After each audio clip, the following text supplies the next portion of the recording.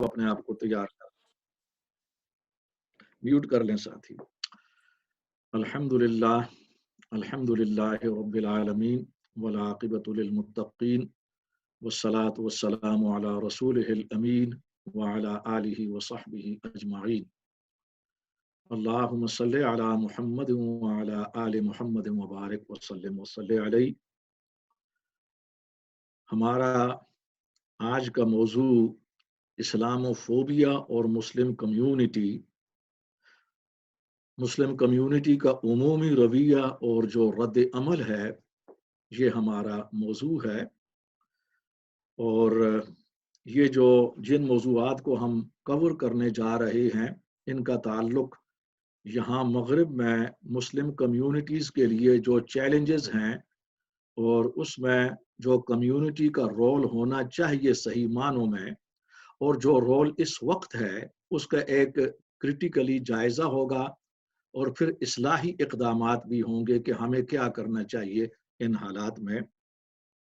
تو یہ آج کا موضوع ہے اسلام و فوبیا. اس سے پہلے اسی موضوع کے حوالے سے ہم نے پہلا حصہ غیر مسلموں کے ساتھ تعلقات اور اس کی جو نوعیت ہے اسے ڈسکس کیا تھا، اور اس حوالے سے غلط فہمیاں اور جو مسکنسیپشنز ہیں مسلمانوں میں غیر مسلموں کے حوالے سے انہیں دور کیا گیا تھا. تو آج کے اس لیکچر کا جو پہلا حصہ ہے وہ اسلام مغربی لٹریچر میں، اسلام ان دا ویسٹرن لٹریچر. تو اسلام و فوبیا کو سمجھنے کے لیے کچھ تاریخی باتیں ضروری ہوں گی اختصار کے ساتھ. جی آپ جانتے ہیں کہ یورپ کے ساتھ مغرب کے ساتھ جو مسلمانوں کے تعلقات قائم ہوئے، بدقسمتی کے ساتھ یہ جنگوں کی شکل میں تھے. وہ زمانہ تھا فتوحات کا. تو مسلمانوں نے جب اسلام قبول کیا، ایران کے حوالے سے اس طرف عراق میں، اور یہاں عربوں میں جو شام کی سرحد پر تھے، تو اس سے جنگی کیفیت پیدا ہو گئی. اور پھر اس کے بعد صلیبی جنگوں کا سلسلہ جب شروع ہوا تو ان جنگوں کے زمانے میں اسلام کے خلاف بہت زیادہ غلط فہمیاں ڈیویلپ ہوئی، خصوصاً صلیبی جنگوں کے اس زمانے میں. اس سلسلے میں ریفرنس کے لیے میں یہاں پر پیش کرنا چاہوں گا، یہ مشہور ویسٹرن مورخ ہیں ڈاکٹر فلپ ہٹی. ان کی کئی کتابیں ہیں، یہ عربی زبان کے بھی ماہر تھے، اور انہوں نے ان کی کتاب ہے the history of the Arabs, بہت اچھی کتاب ہے. اور ایک کتاب انہوں نے لکھی ہے اسلام اینڈ دا ویسٹ، اسلام اور مغرب، اور اس کا آخری باب ہے اسلام ان دا ویسٹرن لٹریچر، اسلام مغربی لٹریچر میں. اور یہ شخص نسبتاً معتدل تھے. تو انہوں نے اسلام کے متعلق جو تصویر اسلام کی صلیبی جنگوں کے زمانے میں بنی، اس کا خاکہ جو نے پیش کیا. بہت سی ایسی باتیں ہیں کہ میں حقیقت یہ کہ میں ہمت نہیں پاتا کہ میں آپ کے سامنے پیش کر سکوں. اسلام اور خصوصاً پیغمبر اسلام کی جو بھیانک تصویر یہاں عیسائیوں نے، مذہبی لوگوں نے اور سیاسی لوگوں نے وہ کھینچی ہے، لیکن اس کے اندر جو چیزیں ہیں وہ ساری اس نے پیش کی ہیں، اور پھر ان کے جوابات بھی دیے ہیں، تردید بھی کی ہے. اور اس کے اندر اس کا خلاصہ یہ ہے کہ قرون وسطیٰ میں جب مسلمانوں کے ساتھ جنگیں جاری تھیں تو پیغمبر اسلام کا جو خاکہ تھا اور جو اس کی تصویر تھی وہ ایک جعلساز کی، دھوکے باز، استغفر اللہ، اور ایک جھوٹے رسول کی حیثیت سے. قرآن ایک بناوٹی کتاب تھی اور اسلام ایک شہوت پرستانہ مذہب کی حیثیت سے پیش، اور پیغمبر کو بھی شہوت پرست، استغفر اللہ. اس سے بھی خیر مسئلہ آگے گیا ہے. اسی طرح جن لوگوں نے اسلام کی تصویر کو بگاڑنے میں عیسائیوں کے اندر اس دور میں بنیادی کردار ادا کیا تھا، ان کے اندر بہت سے لوگ تھے، لیکن دو کا میں حوالہ دوں گا. ایک سینٹ جان آف ڈیمسکس، یہ بہت متعصب عیسائی تھا، حالانکہ یہ بنو امیہ کے دربار کے ساتھ بھی منسلک رہا. یہ عربی، عبرانی، سریانی اور یونانی بہت سی زبانیں یہ جانتا تھا. اس نے کتابیں لکھی جس کے اندر اسلام اور نبی علیہ الصلوۃ والسلام کی تصویر کو بگاڑا گیا، اور مغرب میں جو محمد کو ماہونٹ، یہ شیطان کا ایک نام تھا، استغفر اللہ، اس حیثیت سے. پھر عبد المسیح الکندی، یہ بھی عرب بیک گراؤنڈ سے تھا، اور اس نے بھی بہت زیادہ غلط فہمیاں نبی علیہ الصلوۃ والسلام کے بارے میں اور مذہب کے بارے میں اور اسلام کو بت پرست مذہب کی حیثیت سے متعارف کروایا گیا.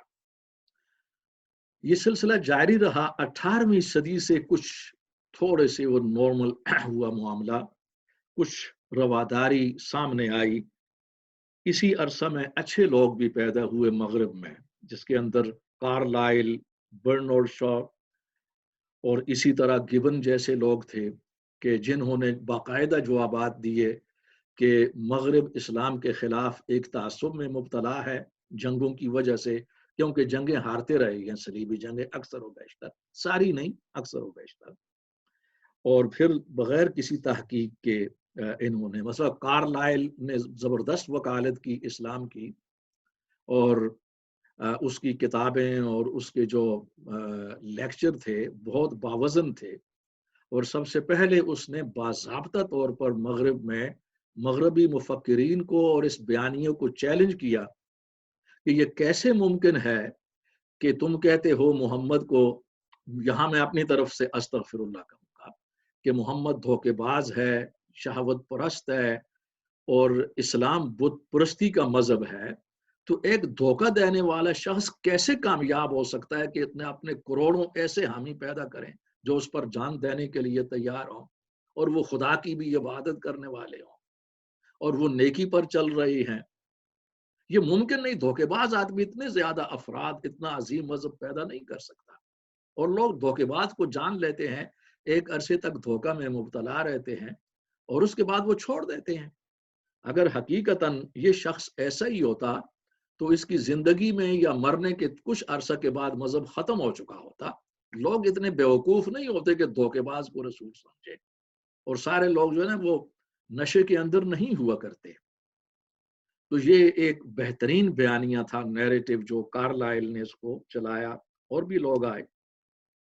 اب یہاں پر بہت بڑا عظیم مورخ تھا یہاں، ایڈورڈ گبن، اس کی کتاب ہے، کئی کتابیں ہیں، the rise and fall of the Roman empire, کئی جلدوں میں ہے، یہ بڑی مشہور کتاب ہے اس کی، the rise and fall of the Roman empire, Gibbon کی.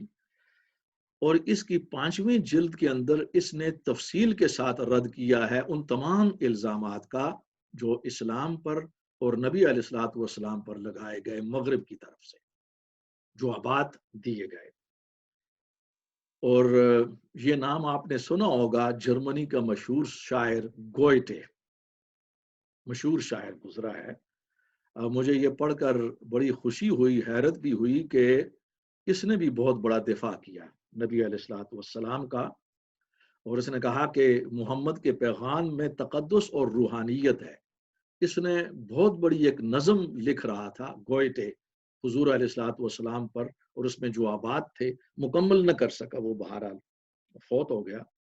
تو یہ ایک ہلکی سی جھلک میں آپ کے سامنے پیش کرنا چاہتا ہوں کہ اسلامو فوبیا، اس کی جڑیں بہت پیچھے سے آ رہی ہے. یہ اصطلاح تو خیر بعد میں ہوئی، لیکن اسلام کے خلاف جو تعصب تھا مغرب کے اندر، آگے چل کر میں مشرق میں مسلمانوں کے تعصب کی طرف بھی آ رہا ہوں، اس لیے کہ خود مسلمانوں کے اندر کوئی کارلائل، کوئی برنارڈ شا اور کوئی مائیکل ہارٹ جیسے لوگ پیدا ہونے چاہیے، ہمارے یہاں بھی پیدا ہوں. یہ نہیں کہ ہم دوسروں کی باتیں سن کر خوش ہوتے ہیں اور خود تعصب میں مبتلا رہتے ہیں.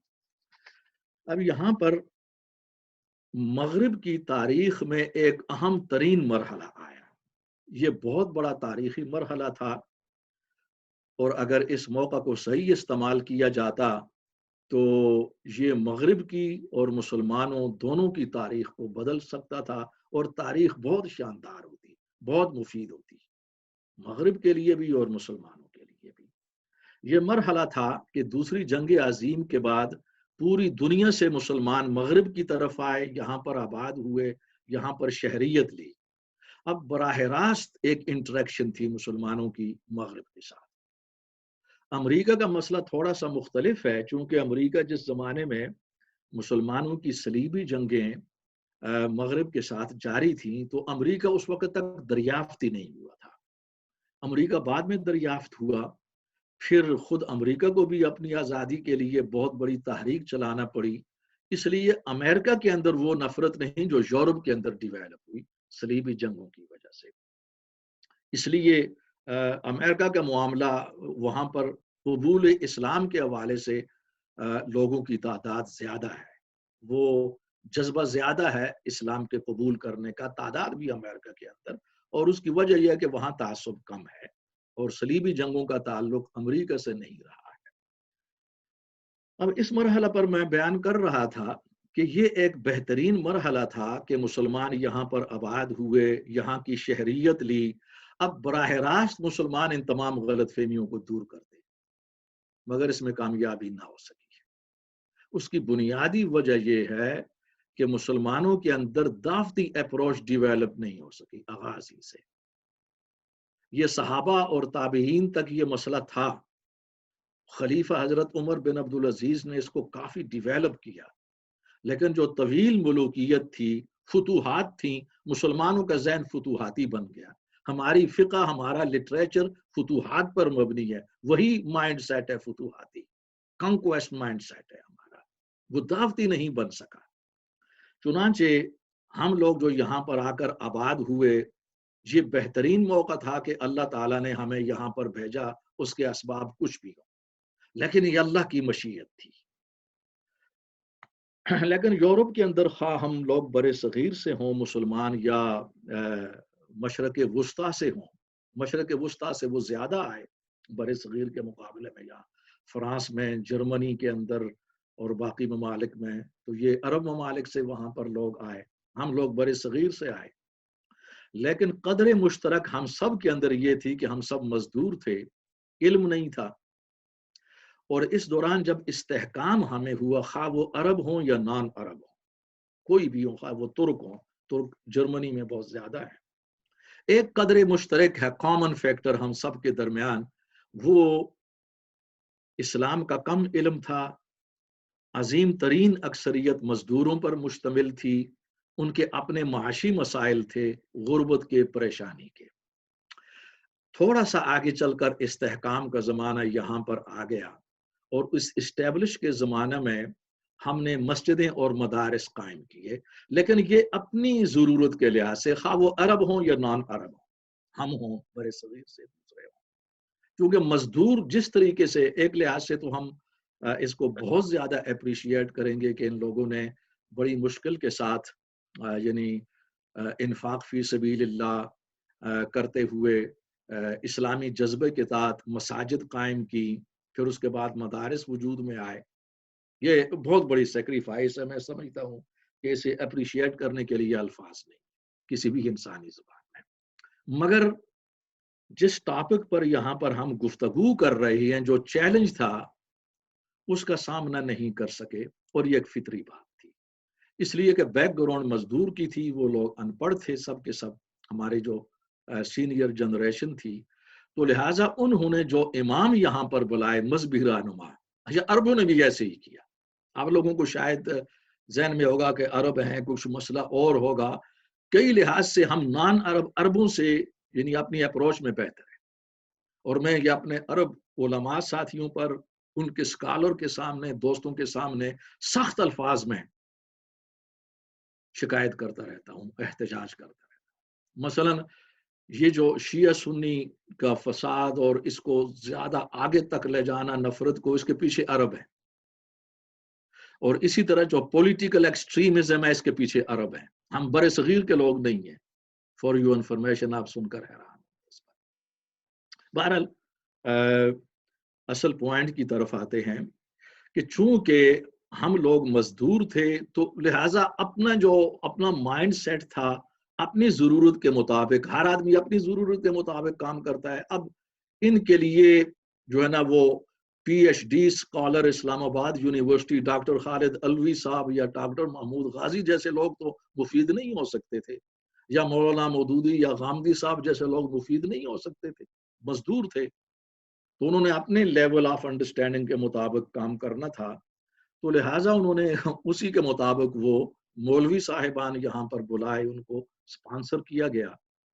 अब जो आए वो बेचारे जो शुरू के अंदर थे और उसके बाद भी आने वाले, तो वो नीम पढ़े लिखे थे, फिर वो फिरका परस्त थे।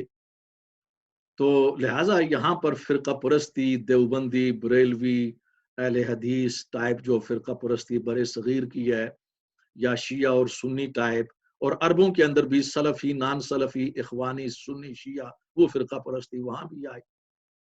यानी वो फ्रांस के अंदर, जर्मनी और दूसरे इटली वगैरह जहां जहां कहीं भी अरब ममालिक से ज्यादा हैं, तो वहां पर भी वही चीज, वो क्या कहा था कि वहशतें कुछ इस तरह अपना मुकद्दर हो गई, हम जहां पहुंचे हमारे साथ वीराने गए। तो वो वीराने चलकर हमारे साथ ही सफर करते हुए आ गए। तो लिहाजा इससे मसाइल में इजाफा हुआ। जिस चैलेंज का हम जिक्र कर रहे थे कि मुसलमान यहाँ इनके घर में आ चुके हैं, हम बराह रास्त अपने तर्ज अमल से तमाम गलत फहमियों को दूर करेंगे, नफरत में कमी होगी। इस्लामोफोबिया ये इस्तिलाह उस वक्त शायद बनी नहीं थी, वजूद में नहीं आई थी, तो इन सारे ये नफरतों में कमी होगी, मगर ऐसा ना हो सका। एक नई जो है ना हजरात थे यहाँ पर, कुछ लोग इनफरादी तौर पर, इस्लामी तहरीकात ने कुछ यहाँ पर काम करने की कोशिश की है। हमारे उस्ताद खुरम जा मुराद साहब बहुत बड़े थे इस्लामिक फाउंडेशन में, और उन्होंने इस फील्ड में बहुत बड़ा काम किया, लिटरेचर किया, इंडिविजुअल्स अरबों से भी थे, काम किया, मगर ये लिमिटेड था। काम बहुत बड़ा वसी पैमाने पर चाहिए था पूरे मगरब के अंदर। अब इंडिविजुअल्स और महदूद वसाइल के साथ, और उसके पीछे भी कम्युनिटी की सपोर्ट नहीं थी। कम्युनिटी सपोर्ट जो है ना, वो खास जिस तरह उस बेचारी को तैयार किया गया, वो मदरसों और मस्जिदों के लिए, और वो भी टिपिकल देसी अंदाज में वो इन्वेस्ट कर सकते हैं। किसी प्रोजेक्ट के लिए, इल्मी प्रोजेक्ट इस सोसाइटी में अभी ज़हन ही तैयार नहीं किया गया, इन्वेस्टमेंट ना हो सकी। ये चैलेंजेस हैं। तो लिहाजा ये जो अहम तरीन मरहला था, ये इसमें हम लोग कामयाब ना हो सके। फिर उसके अंदर प्लस एक और बात थी, जिस तरह मैंने आपके सामने ये मिसालें रखी लिटरेचर की रोशनी में, कि मगरिब में मुसलमानों के खिलाफ सलीबी जंगों की बुनियाद पर, क्योंकि जंगें उनको जीतना थी, तो ईसाइयों ने और दीगर मुफक्किरीन ने इस्लाम के खिलाफ नफरत पैदा की। उसके जवाब में रद्द अमल के तौर पर हमारे यहाँ भी नफरत पैदा हुई। फिर जब यूरोप उठा, यूरोप की जब नशत सानिया हुई, इसने आलम इस्लाम पर जब कब्जा किया अमलन, तो इसके नतीजे में और ज्यादा फिर नफरत हुई। अब जाहिर है कि आज़ादी मिल गई और दूसरी जंग अजीम के बाद हालात बदल गए, लेकिन वो जो एंटी वेस्ट मेंटालिटी थी मुसलमानों में, इसको वेस्टोफोबिया भी आजकल कहते हैं हमारे बहुत से जो मेहरबान है फार राइट्स के लोग, हाँ जी, वेस्टोफोबिया, जो हम इसको इस्लाम ना मगरिब मुखालफत या मगरिब का बुग़्ज़, ये भी था, खुद मुसलमानों के अंदर भी था, और जो इमाम हजरात मजहबी रहनुमाई यहाँ पर आए, खा वो अरब हों गैर अरब हों, ये चीज़ थी सब के अंदर। तो लिहाजा उस चैलेंज का मुकाबला हम न कर सके, जो कुरान, पैगम्बर इस्लाम और इस्लाम के खिलाफ, जो अभी मैंने गलत फहमी और बहुत सी बातें मैं बयान नहीं कर सका, वो बहुत सी दूर भी हो चुकी है, इसलिए कि हम लोग यहाँ पर हैं। मसलन पहले तो ये था कि हर मुसलमान की 4 बीवियां हैं, पता नहीं कितनी लोनियां होती हैं। कुदरतुल्लाह शिहाब साहब, वो अयूब खान के दौर में जब सफीर बनकर गए यहाँ, ये यूरोप का ये इस वक्त मुझे याद नहीं रहा, ये यूरोप में एक मुल्क है, तो उसके अंदर जब थे तो उनसे यहाँ यूरोप चलो ये पूछा करते थे। उस जमाने में चूंकि इंटरेक्शन नहीं थी अभी, तो वो लोग नहीं आए थे, हम लोग मुसलमान आबाद नहीं हुए थे, तो उनसे पूछा करते थे कि तुम्हारी कितनी बीवियां, और कुदरतुल्लाह शिहाब ने कहा सिर्फ एक ही है, तो वो हैरान होते थे तुम कैसे मुसलमान हो, क्योंकि मुसलमान तो ज्यादा। तो अब जब हम लोग यहाँ पर आबाद हुए, तो उन लोगों ने देखा तो बहुत सी गलत फहमियां इसके अलावा भी दूर हो गई। मगर असल जो है ना, इस्लाम एक तशद्दुद का मजहब है, और जो खतरनाक चीज यहाँ पर डिवेलप हुई वो ये है, اور اسے اسلام کے خلاف یا اسلام کے بغض میں جو لوگ یہاں پر مبتلا ہیں یا جو ادارے ہیں وہ اسے بہت زیادہ استعمال کر رہے ہیں، وہ یہ ہے کہ اسلام اور مسلمان دونوں ہمارے لیے خطرہ ہیں، مستقبل میں ہمارے دشمن ہیں۔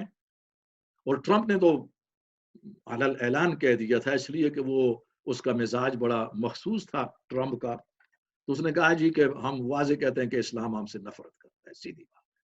اس نے یہ کہا کہ یہی بات ہمارے سب کے سب جو میرے مخالف ہیں، دوسری پارٹیاں ہیں، نجی محفلوں میں یہ کہتے ہیں، علل اعلان کوئی نہیں کہتا، میں علل اعلان کہہ رہا ہوں، سیدھی جو بات۔ یہ ہمارے لیے بہت بڑا چیلنج ہے۔ اب میں آگے بیان کروں گا کہ ہم اس چیلنج سے بے خبر ہیں اور ہمارا اسلامی رویہ کیا ہونا چاہیے۔ ہمارے اس سرکل کا اصل مقصد یہی ہے۔ اس سلسلے میں کچھ ہم سے ایسے کام سرزد ہوئے جن کا میں سرسری طور پر ذکر کرنا چاہوں گا کہ جس سے ہمیں اور زیادہ نقصان ہوا یہاں پر، بجائے اس کے کہ ہمارے وجود کا فائدہ ہوگا اور ہم ساری غلط فہمیوں کو دور کرتے، ایسا نہ ہو سکا۔ یہاں پر ایک میں کہوں گا کہ اہم ترین مرحلہ ہماری آزمائش کا یہ رشدی کیس تھا 1988 میں۔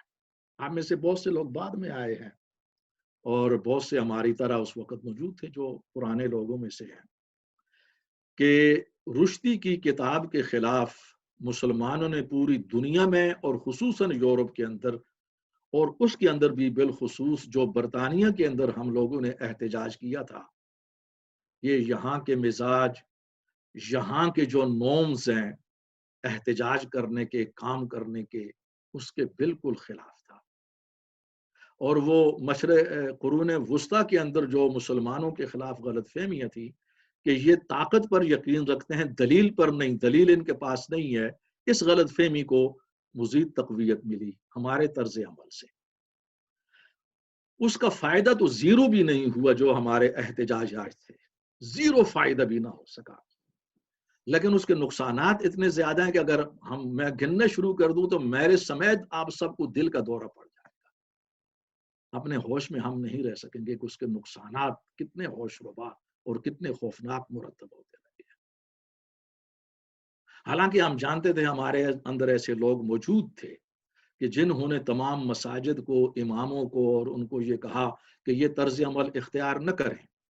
ایک کتاب کے جیسے چند سو یا چند ہزار آدمی پڑھتے، اور یہاں کے اس کے بعد یہاں کے اخبارات نے بھی یہ کہا تھا کہ یہ ناکام کتاب تھی، یعنی وہ ایک ناول تھا رشدی کا، اور وہ اپنی زبان اور ادب کے لحاظ سے بھی ناقص تھا اور اپنی بحث کے لحاظ سے بھی یہ خود ہی اپنی موت مر جاتا۔ مگر ہمارے پوری دنیا میں احتجاجات نے اسے کروڑوں نہیں اربوں تک پہنچایا۔ پھر وہ جو اس کے اندر جو کچھ بھی لکھا ہوا تھا وہ سب لوگوں تک پہنچا، وہ جتنا بھی گن تھا، اور اس نے اس کو ابھارنے کی کوشش کی تھی۔ تو یہ ایک ٹیسٹ کیس تھا ہمارے ایمان کا اور ہمارے تحمل کا۔ چونکہ ہماری تربیت یہ نہیں تھی، ہم بھی اور عرب بھی سب کے سب ایموشنل تھے، جذباتی مخلوق ہیں، یہی جذبات لے کر ہم یہاں پر آئے، اور ہمیں یہ بتایا گیا کہ جب بھی پیغمبر کی توہین ہو تو فوراً بھڑک پڑو۔ اس کو ہم اپنی خوبی سمجھتے ہیں۔ اور میں نے پیچھے اپنے لیکچر کے اندر جب فرانس کے اندر جو واقعہ ہوا 2 ماہ پہلے، پچھلے سال فرانس کے اندر حال ہی میں، اور اس میں پھر دوبارہ خاکے سامنے آئے، وہ ایک ٹیچر کو جذباتی نوجوان نے قتل کر دیا، مسلمان نے۔ تو یہ چیزیں اپنے لیکچر کے اندر میں نے ثابت کیا تھا، اس کا نہ اسلام سے تعلق ہے۔ اسلام اور قرآن اور پیغمبر تو بہت بلند ہیں، اس کا تعلق تو سرے سے انسانیت کے ساتھ بھی نہیں ہے جو ہم کر رہے ہیں، لیکن ہم اس کو بہت بڑی خوبی سمجھتے ہیں، بہت بڑی خوبی، پیغمبر کے نام پر بھڑکنا اور آگے بڑھنا اور مار دینا، اور قہر درویش بر جانے درویش، جو درویش فقیر کا جو قہر غصہ ہوتا ہے وہ فقیر خود پر نکلتا ہے، کسی اور پر تو نہیں اتار سکتا۔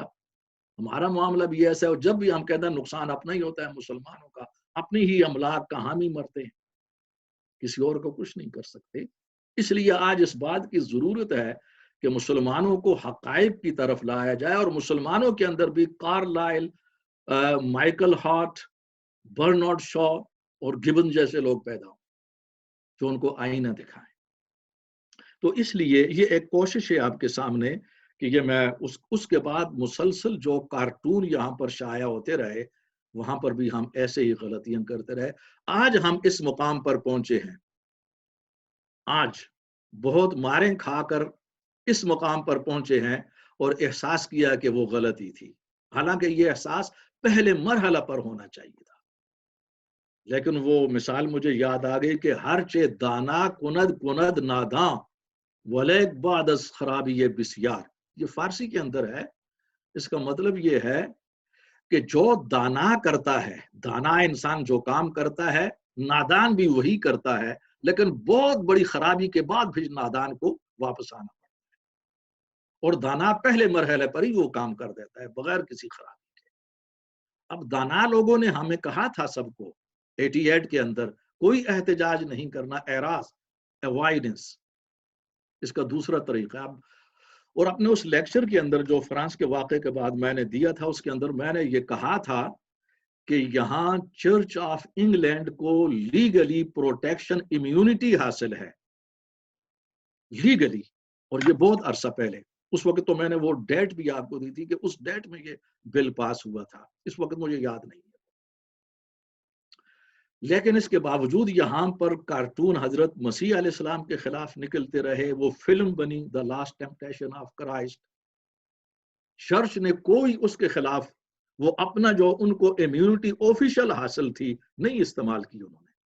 पूछा गया उनसे, और यही बात उस जमाने में हमारी क्रिश्चियन मुस्लिम टॉक हुआ करती थी स्पार्कबरो इस्लामिक सेंटर में, और वहां पर इस मसला पर गुफ्तगू हुई उनके साथ। वो बड़ा यानी एक बेहतरीन वो एक फोरम होता उस जमाने में। तो उनसे जब ये पूछा गया तो उन्होंने कहा, और ये बात ऑफिशियली वो जो चर्च ऑफ इंग्लैंड के सरबराह थे, और उस जमाने में वो बड़ा अजीम आदमी था वैसे, वो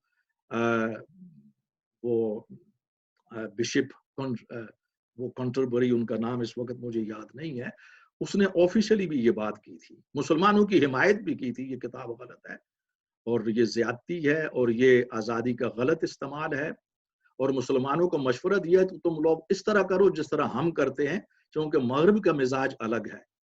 तो उसके अंदर जो पॉइंट की बात ये थी कि चर्च ने ये कहा था कि हम जो हमें इम्यूनिटी प्रोटेक्शन हासिल है उस बिल की वजह से, हम कैस कर सकते हैं, इनको सजा हो सकती है। वो जो फिल्म बनाई गई थी हजरत मसीह अलैहिस्सलाम के खिलाफ, इंसल्ट थी, मुसलमानों ने भी एहतजाज किया था उस पर, क्योंकि हजरत मसीह हमारे भी पैगंबर हैं, उसी तरह हमारे ईमान का हिस्सा है। लेकिन उन्होंने कहा कि इस तरह अगर हम अदालत में जाएंगे तो इससे पब्लिसिटी मिलती है फिल्म को पूरी दुनिया में, इस वक्त महदूद है, और हम इससे ज्यादा नुकसान होगा, तो लिहाजा छोटा नुकसान बर्दाश्त करो, बड़े की तरफ मत जाओ। That's the sign of the sensibility and wisdom, इसको हिकमत कहा जाता है।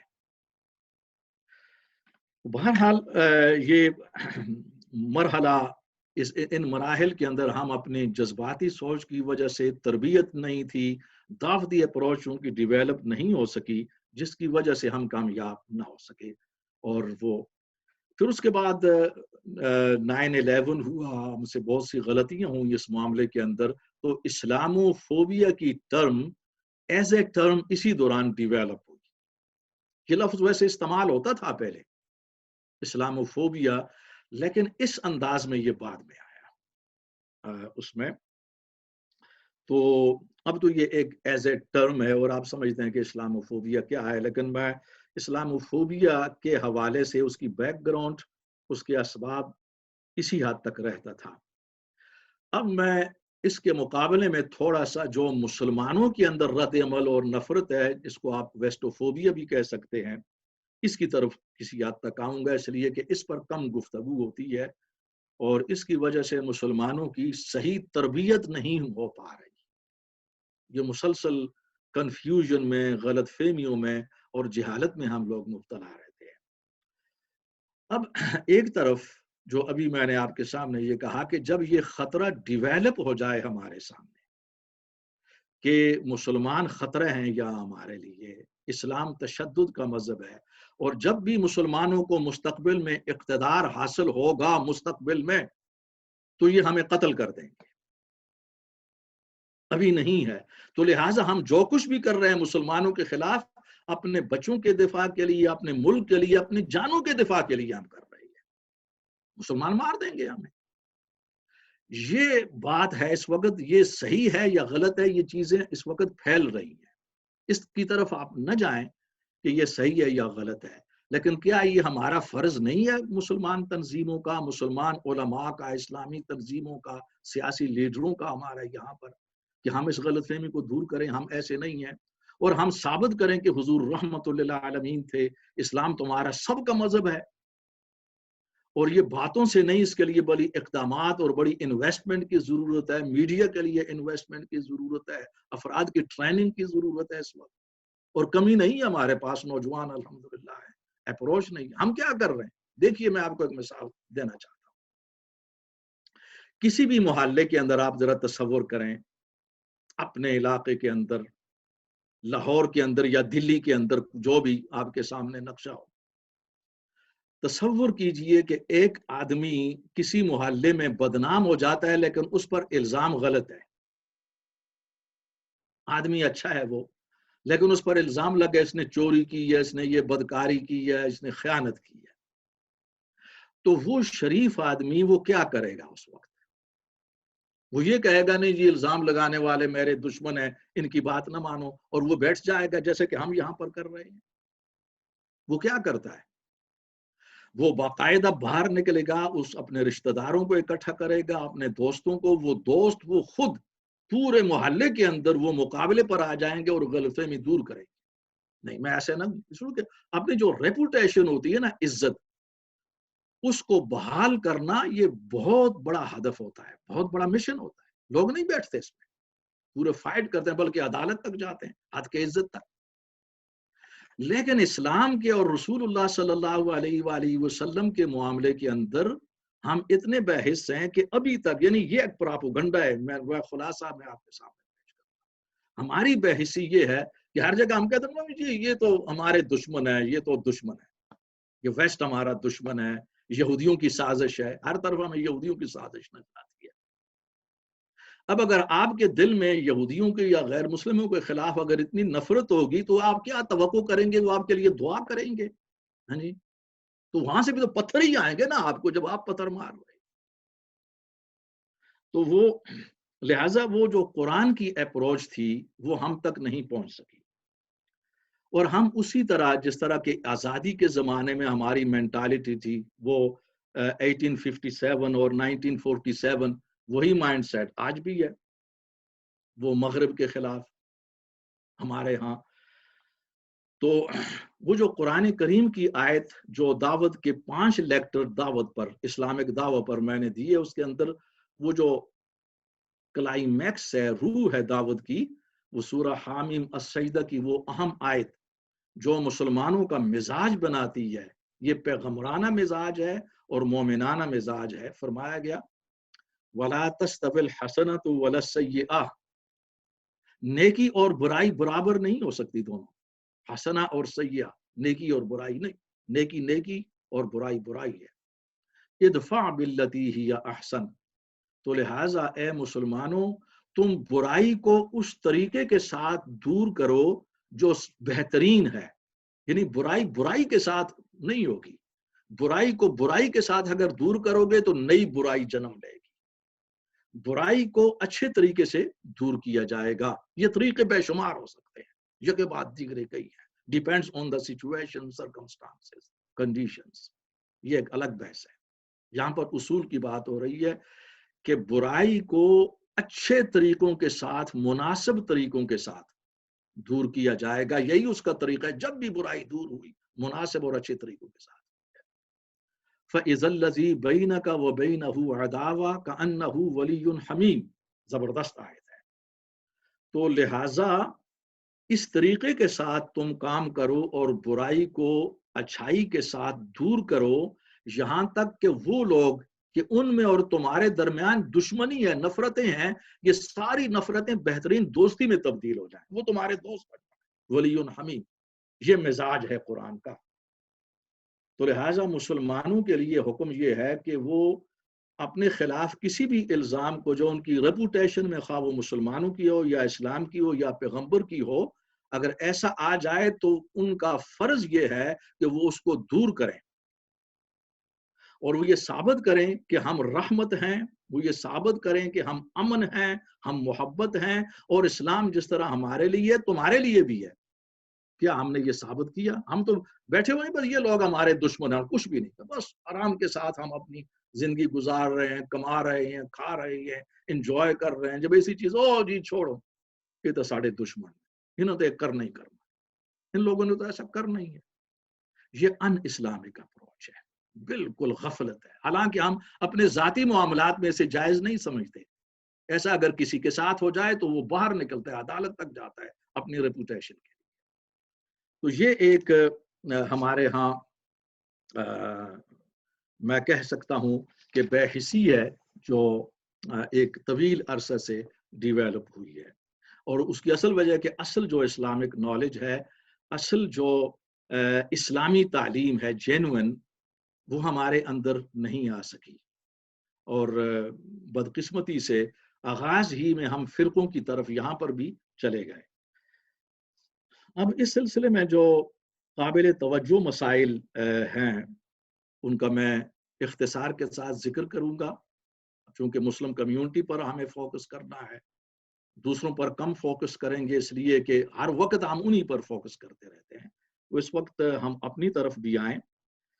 جو قابل توجہ مسائل مسلمانوں کے اندر ہیں، میں یہاں پر کنسنٹریٹ کر رہا ہوں برٹش مسلم کمیونٹی پر اس وقت، اور اس کا اطلاق امریکہ اور باقی جو یورپین ممالک ہیں وہاں کے مسلمانوں پر بھی ہوگا کسی نہ کسی شکل میں۔ سب سے پہلی بات ہمارا جو قابل ذکر اور قابل توجہ مسئلہ ہے، اور اس کی اصلاح ہمیں کرنا ہے مسلمانوں کو، وہ یہ ہے کہ ہمارے اندر خطرہ کا عدم احساس ہے۔ یعنی پراپوگنڈا بہت زیادہ ہے لیکن ہمارا رویہ بے حسی پر مبنی ہے۔ تو لہٰذا ہمیں ایک حس پیدا کرنا ہے، احساس کرنا ہے کہ ہمارے خلاف پراپوگنڈا ہے، منفی ہے، اور اس کو دور کرنا ہمارا فرض ہے۔ اس کے لیے مسلمان متحد بھی ہوں، اس کے لیے انویسٹمنٹ بھی کی جائے، میڈیا کو بھی استعمال کیا جائے، پرنٹ میڈیا کو، لٹریچر ہے، انٹریکشن ہے لوگوں کے ساتھ، اور اس پر تفصیل سے گفتگو دعوت کے لیکچرز میں ہو چکی ہے۔ اب پھر آپ دیکھیں کہ خطرت کے اندر وہ 2011 میں ناروے میں وہ یوتھ کیمپ کا ایک واقعہ ہوا تھا۔ ایک جنونی نے جو کہ ریسسٹ تھا مسلمانوں کے خلاف، اس نے بندوق کے ذریعے 80 سے زیادہ نوجوانوں کو، یہ نارویجن تھے، ان کے اپنے ایک جزیرے پر تھے، وہ چھٹیوں کے دن تھے اور وہ اپنے کوئی پروگرام منا رہے تھے، وہاں یہ چلا گیا اور گن سے ان کو مار دیا، گرفتار ہوا، اور اس نے بیان یہ دیا کہ میں نے اس احتجاج، اس غصے کے اندر کہ یورپ میں مسلمانوں کو کیوں بسایا جا رہا ہے، ان کو نکالا جائے۔ تو وہ توجہ چاہتا تھا اس معاملے میں اپنے مطالبات کے لیے۔ اسی طرح 2 سال پہلے مارچ کے اندر نیوزی لینڈ میں 2019 میں جو واقعہ ہوا اور 50 سے زیادہ مسلمانوں کو مسجد میں جمعہ کے دن شہید کر دیا گیا، تو یہ واقعات ایک شدید نفرت کے ہوتے ہیں۔ یہودیوں کے خلاف جب یہ صورتحال پیدا ہوئی تھی 80-85 سال پہلے کسی یورپ کے اندر، تو انہوں نے ہم جیسا رویہ اختیار نہیں کیا تھا، باشعور قوم ایسا نہیں کیا کرتی۔ انہوں نے اہم ترین اقدامات کیے تھے کہ ہمیں اس کو دور کرنا ہے، اور اس کے لیے انہوں نے وہ بہت کچھ کیا تھا۔ اس کا میں نے مطالعہ کیا ہے اور اپنے سابقہ لیکچرز کے اندر میں بیان کر چکا ہوں کہ قومیں ایسے کیا کرتی ہیں، اس طرح نہیں جیسے ہم بیٹھے ہوئے ہیں بے حسی کے ساتھ، نہیں جی یہ ہمارے دشمن ہیں، مخالف، ایسا کرتے رہیں گے، یہ بہت غلط بات ہے، یہ تو ایک خودکشی والی بات ہے۔ اس کے اندر ہمارے ہاں دوسرا قابل توجہ مسئلہ یہ ہے، اور خدا کرے کہ ہماری یہ بات یوٹیوب کے ذریعے، نیٹ کے ذریعے تمام مسلمانوں تک پہنچ سکے، وہ یہ ہے کہ جو ہمارا کلچر ہے یہاں پر دیسی انداز میں، یہ بھی ہمارے لیے مشکلات پیدا کر رہا ہے، نفرت میں اضافہ کر رہا ہے۔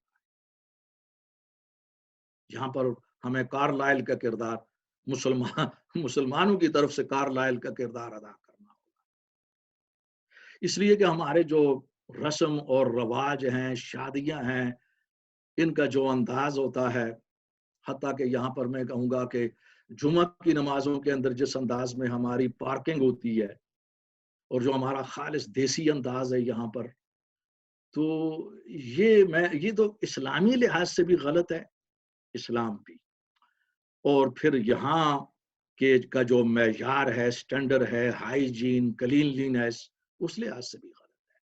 اور جو اسلام نے ہائیجین اور کلینلینس کا، نظافت کا تصور دیا ہے، مغرب کا تصور اور معیار اس سے بہت نیچے ہے۔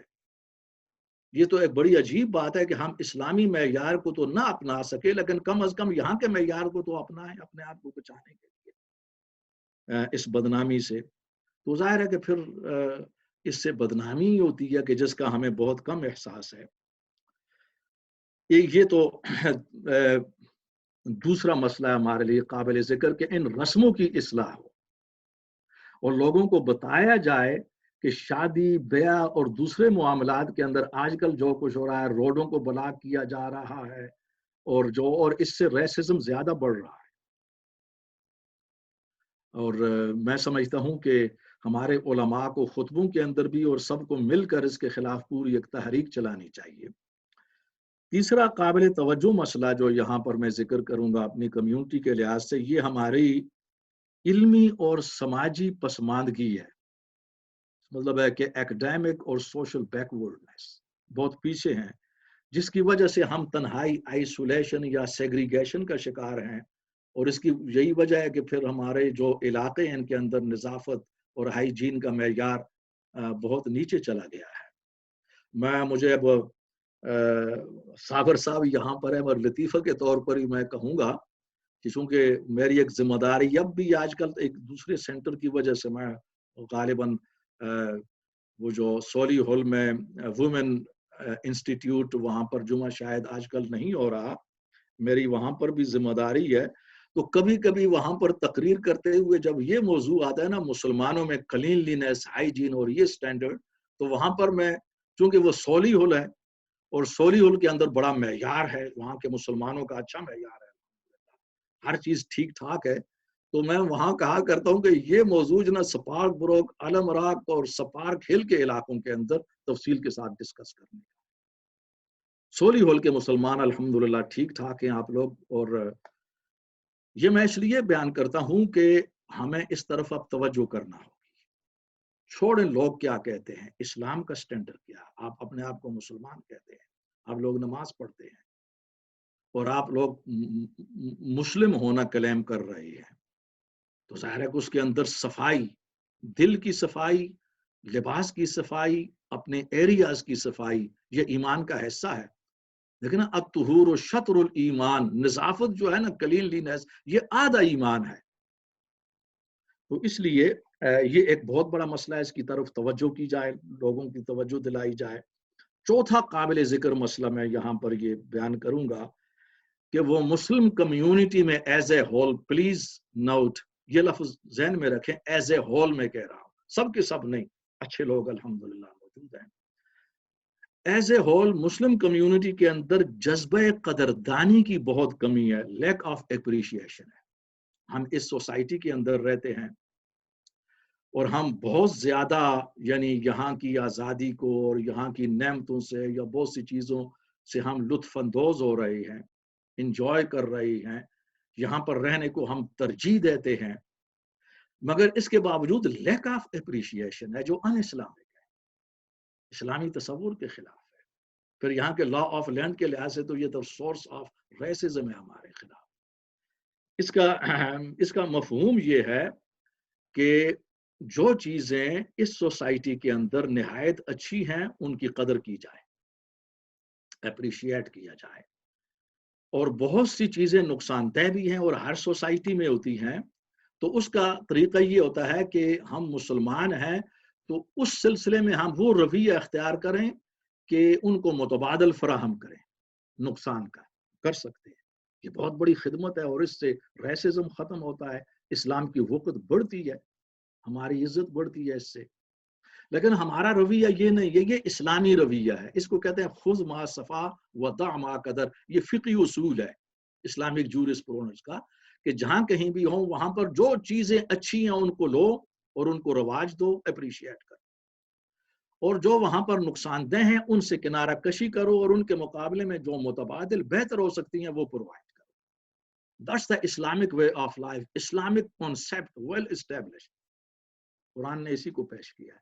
ہمارا رویہ کیا ہے؟ اب آپ لوگوں کے سامنے تو اسلامی رویہ آ چکا ہے، ہم ہر چیز کو نگیٹ کرتے جا رہے ہیں، یہاں یہودیوں کی سازش ہے، یہ امریکہ کی سازش ہے، یہ ایک مینٹالٹی ہماری بن چکی ہے۔ اور آپ دیکھیں گے کہ اب جب وہ یہ کورونا آیا تو ہم نے امریکہ کے کھاتے میں ڈال دیا اور سب سے زیادہ اموات امریکہ کے اندر ہوئی ہیں۔ مجھے اچھی طرح یاد ہے اور مجھے اس وقت دکھ ہوا کہ پچھلے سال فروری کے اندر میں پاکستان میں تھا 2-3 ہفتہ کے لیے گزشتہ سال، اور کورونا جو تھا وہ چین کے اندر خاصا عروج پر تھا، ووہان کے اندر اس دن ہے، اور یہاں پر تازہ بہرحال وہ داخل ہو رہا تھا، یورپ میں، امریکہ میں اس کا داخلہ شروع ہو چکا تھا، یہ وہ مرحلہ تھا۔ پاکستان میں بالعموم میں نے لوگوں کو یہ گفتگو کرتے ہوئے پایا کہ یہ امریکہ کی سازش ہے۔ تو میں نے ان سے پوچھا کیسے سازش ہے؟ ہر چیز کو ثابت کرنے کے لیے آپ کے پاس سورسز آف انفارمیشن کیا ہے؟ آپ نے تحقیق کیسے کی ہے؟ کہاں سے یہ حاصل کیا؟ نہیں جی یہ امریکہ کی، آپ دیکھیں وہ چین اس کے خلاف ہے اور اس نے وہاں پر ایسے کر دیا۔ میں نے کہا چین تو یہ نہیں کہہ رہا، یہ تو چین کو کہنا چاہیے مدعی سست گواہ چست۔ آپ کو چین کا وکیل کس نے بنا دیا ہے؟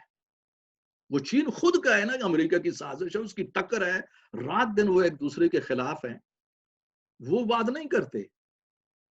آج تو سب کچھ جناب عیاں ہو چکا ہے کہ سب سے زیادہ اموات، بلکہ وہ ٹرمپ نے جیسے کہ اس کا مزاج تھا تھوڑی دیر پہلے تو میں حوالہ دے چکا ہوں، تو اس نے اپنے مزاج کے طور پر کرونا کا نام ہی چائنا وائرس رکھا ہے، یہ چین کا ہے، اور چین نے جواب میں یہ نہیں کہا ابھی تک ساری مخالفتوں کے باوجود، نہیں یہ تمہاری سازش ہے، جیسا کہ ہم لوگ مسلمان سمجھ رہے ہیں، مدعی سست گواہ چست۔ جہاں اس حد تک ہماری نفرت جا چکی ہو، میں سمجھتا ہوں یہ وہ مقام ہے کہ جس میں ہم اپنی جتنی بھی ہمارے اوپر مصائب آ رہے ہیں ان کے براہ راست ہم خود ذمہ دار ہیں۔ لا آف نیچر بھی یہی ہے کہ آپ مصائب سے اپنے آپ کو نہیں بچا سکتے اگر اس مینٹالٹی کے ساتھ، اور یہ مینٹالٹی بیکورڈ بناتی ہے، ترقی نہیں ہو سکتی نہ سائنس میں، نہ علوم میں، نہ فنون میں۔ ایمان اور تقوی تو سرے سے ہی ہم نے ان کو غرق کر دیا، پہلے ایمان اور تقوی تو خرست ہو گئے ہم سے۔ اب رہی ترقی، مادی ترقی، وہ بھی بھاگتی ہے اس مینٹالٹی سے۔ اس کو مد نظر رکھا جائے، خدا کرے کہ میری یہ آواز ہزاروں مسلمانوں تک، کمیونٹی تک اگر پہنچ سکے تو۔ اسی طرح دیکھیں کہ ہمارے ہاں یہ جو سازشی تھیوری ہے یہ کس طرح سفر کرتی ہے۔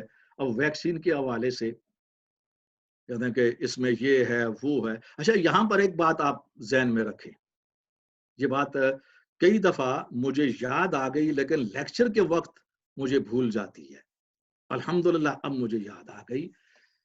آج کل چونکہ یہ میڈیا کا زمانہ ہے اور بالخصوص جو سب سے اہم ترین مؤثر ترین جو سورس آف میڈیا ہے یہ واٹس ایپ ہے، اور اس سے ملتے جلتے کچھ دوسرے بھی ہیں۔ ہر چیز فوراً مشہور ہو جاتی ہے، وائرل ہو جاتی ہے۔ آپ نے دیکھا ہوگا وقت سے ویکسین کے حوالے سے بھی، کورونا کے حوالے سے بھی، کچھ ایسے دوسرے معاملات کے حوالے سے بھی، کچھ مذہبی قسم کے داڑیاں رکھے ہوئے لوگ ہوتے ہیں نوجوان، وہ بہترین انگلش میں بڑی، چونکہ یہاں کے وہ پیدائش ہے ان کی، انگلش ان کی زبان ہے، اس کے اندر وہ یہ غلط فہمیاں پیدا کرتے ہیں۔ یہ اس کو ویسٹوفوبیا کہا جاتا ہے، ویسٹوفوبک ہوتے ہیں یہ لوگ۔ معروف جو اسلامی تنظیمیں ہیں ان سے ان کا تعلق نہیں ہوتا، چونکہ ہم لوگ تو جانتے نہیں، یہاں تو مسلمانوں کی تو بہت بڑی تعداد ہے، ملینز کے لحاظ سے، ہم تو چند ایک کو جانتے ہیں، تو ان کی شکلیں ان کے ساتھ ملتی جلتی ہیں۔ جتنی بھی معروف بہترین تنظیمیں، اسلامی تنظیمیں ہیں، اسلامی تحریکات ہیں، اس کے یہ لوگ نہیں ہوتے۔ یہاں پر سرٹن جو ایکسٹریمسٹ لوگ ہیں جو بینڈ ہیں اس ملک کے اندر، ان کی شکلیں بھی نوجوانوں کی ایسی ہیں، یہ سب نوجوان ہوتے ہیں یہاں کے، وہ یہ کام پھیلاتے ہیں لیکن ہمیں پتہ نہیں ہوتا، عام لوگوں کو اس چیز کا کوئی علم نہیں ہوتا۔ عام مسلمان سادہ ہیں، وہ سمجھتے ہیں کہ داڑھی رکھی ہوئی نوجوان ہے یہ جھوٹ نہیں بول سکتا. ان کو یہ معلوم نہیں کہ یہ ان تنظیموں سے ان کا تعلق ہے جو نا بالکل ایکسٹریمسٹ ہے. کہ جس طرح یہاں پر فار رائٹ ان کے اندر بھی ایکسٹریمسٹ ہوتے ہیں، ہمارے اندر یہ لوگ ہیں. تو لہٰذا یہ چیز تجزیے کے بعد سامنے آ چکی ہے، تو لوگوں کو محتاط ہونا چاہیے اس معاملے میں. اور یہ ہمارے اور پانچواں یہ چار مسائل تھے. پانچواں جو مسئلہ ہے جس کی طرف ہمیں توجہ کرنا ہوگی، جس میں ہم مسلمان اور یہ پوری دنیا کے مسلمان اس کمزوری کا شکار ہیں، یہ ہماری فتوحاتی ذہنیت، کنکویسٹ مائنڈ سیٹ. ابھی بھی ہمارے ذہن کے اندر یہ ہے کہ حکمرانی کا فطری تعلق اور اختیار ہمیں ہی ہے، اور چونکہ ایک طویل عرصہ تک پوری دنیا پر مسلمانوں نے حکومت کی ہے، اب زوال بھی آتا رہتا ہے. عروج کے بعد زوال آئے گا، یہ قرآن کا اعلان ہے. لیکن ہمارا ذہن جو ہے وہ فتوحاتی ہے. اس وقت چونکہ فتوحات نہیں ہو رہی، ہم لوگ کمزور ہیں، زوال کا شکار ہیں، ذہنیت وہی ہے کنکویسٹ میں. ابھی تک بھی ہم دارالاسلام اور دارالحرب کی تقسیم کے اندر ہیں. بائی دا وے یہ مسئلہ بھی آ رہا ہے انشاءاللہ. ہمارے یہ جو جدید مسائل ہیں نا، چیلنجز، ان کے اندر دارالاسلام اور دارالحرب بھی ہے. اب یہیں سے اندازہ لگائیں کہ ہماری جو فقہ تھی یہ غلبہ کے دور میں، کنکویسٹ کے دور میں فقہ تیار. خود دارالاسلام، خیر دارالاسلام تو ایک اچھی اصطلاح ہے، دارالحرب، غیر مسلموں اور ان کے ملکوں کو دارالحرب قرار دینا ذرا ذہن میں رکھیں. یہ اسلامی روح اور قرآن کی روح کے منافی ہے، اور ان کا قرآن کی اصطلاحات سے کوئی تعلق نہیں ہے. نہ قرآن نے نہ سنت نے ان کو دیا. یہ دور غلبہ کے اندر، عباسی دور کے اندر پراپرلی اس کی جڑیں امیہ دور سے چلتی ہیں جڑیں، لیکن as a terminology, as a اصطلاح، دارالاسلام دارالحرب یہ بنو عباس کے دور کے اندر، جبکہ مسلمان پوری دنیا پر حکومت کر رہے، چھا رہے ہیں، فتوحات ہو رہی ہیں، اس وقت دارالاسلام دارالحرب کی اصطلاح آئی. اور ہم اسی مائنڈ سیٹ کے اندر رہ رہے ہیں. دس از اے بگ پرابلم. یہ ہمارے لیے بہت زیادہ مسائل یہ ذہنیت کریٹ کر رہی ہے. اسی ذہنیت کا نتیجہ ہے کہ جیسا کہ ماضی میں یہودیوں کے اندر ہوا تھا، ماضی میں، کہ ہم we are the chosen people, ہم اللہ کے برگزیدہ ہیں. یہی ہماری ذہنیت ہے اس وقت کہ حکمرانی کا فطری اختیار ہمیں. یہاں پر میں آپ کو ایک مثال دینا چاہتا ہوں. میرے پاس پاکستان سے پشاور یونیورسٹی،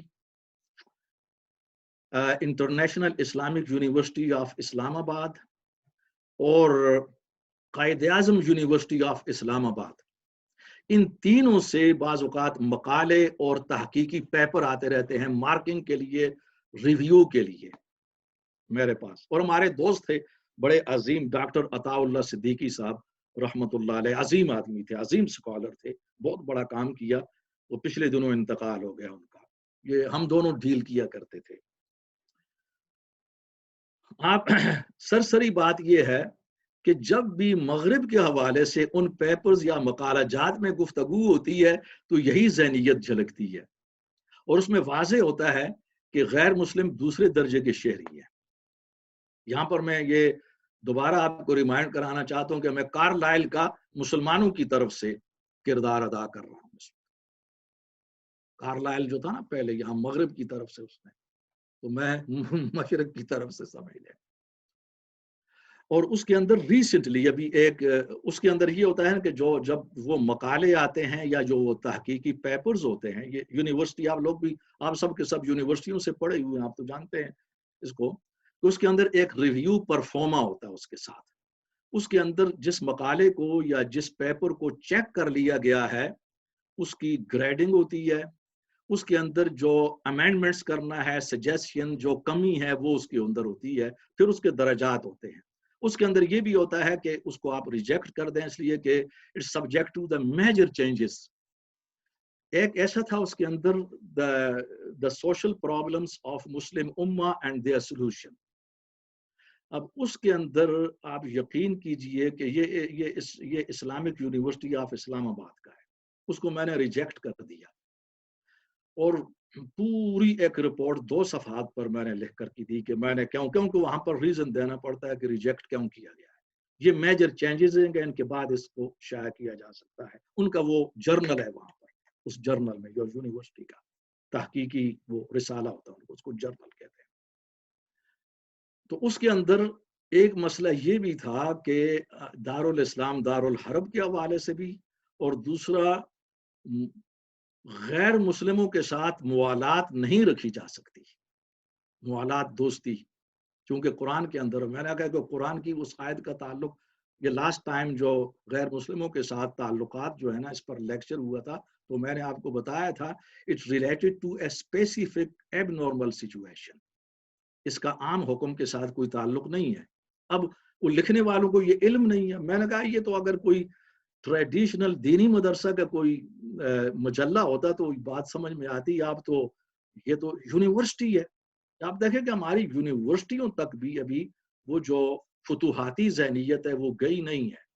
हाँ जी, तो ये वो खातिर गजनवी का शेर यहाँ पर याद आ गया कि क्या क़यामत है कि खातिर कुश्ते शब भी थे हम, सुबह भी आई तो मुजरिम हम ही गर्दाने गए। तो बहरहाल जिन लोगों से ये तवक्को थी इदारे से कि वहां पर कुछ ना कुछ इंसाफ होगा, वो भी जो है ना, गालिब वाली बात है कि वो हमसे भी ज्यादा कुछ तेगे सितम निकले। तो ये एक मसला है पूरे मुसलमानों का, फुतूहाती जहनीयत, ये हकीकत पसंदाना जहनीयत की तरफ आना होगा। इस वक्त हकायक क्या है? आखिर में अब मैं आखिरी पॉइंट पर पहुंच चुका हूं कि इसमें 4 चीजें मैंने यहाँ पर नोट की हैं कि अगर इन पर अमल किया जा सके तो हमारी सूरत हाल बेहतर हो सकती है मुसलमानों की। और ये इख्तिताम होगा इंशाअल्लाह आज के इस लेक्चर का। इस्लाही इक़दामात उम्मत के लिए इसमें, और खुसूसन यहाँ की मुस्लिम कम्युनिटी के लिए, इसमें सबसे पहला नुक्ता ये है कि मुसलमानों को खुद एहतिसाबी की तरफ बुलाया जाए। सेल्फ इंट्रोस्पेक्शन, अपना एहतिसाब करना।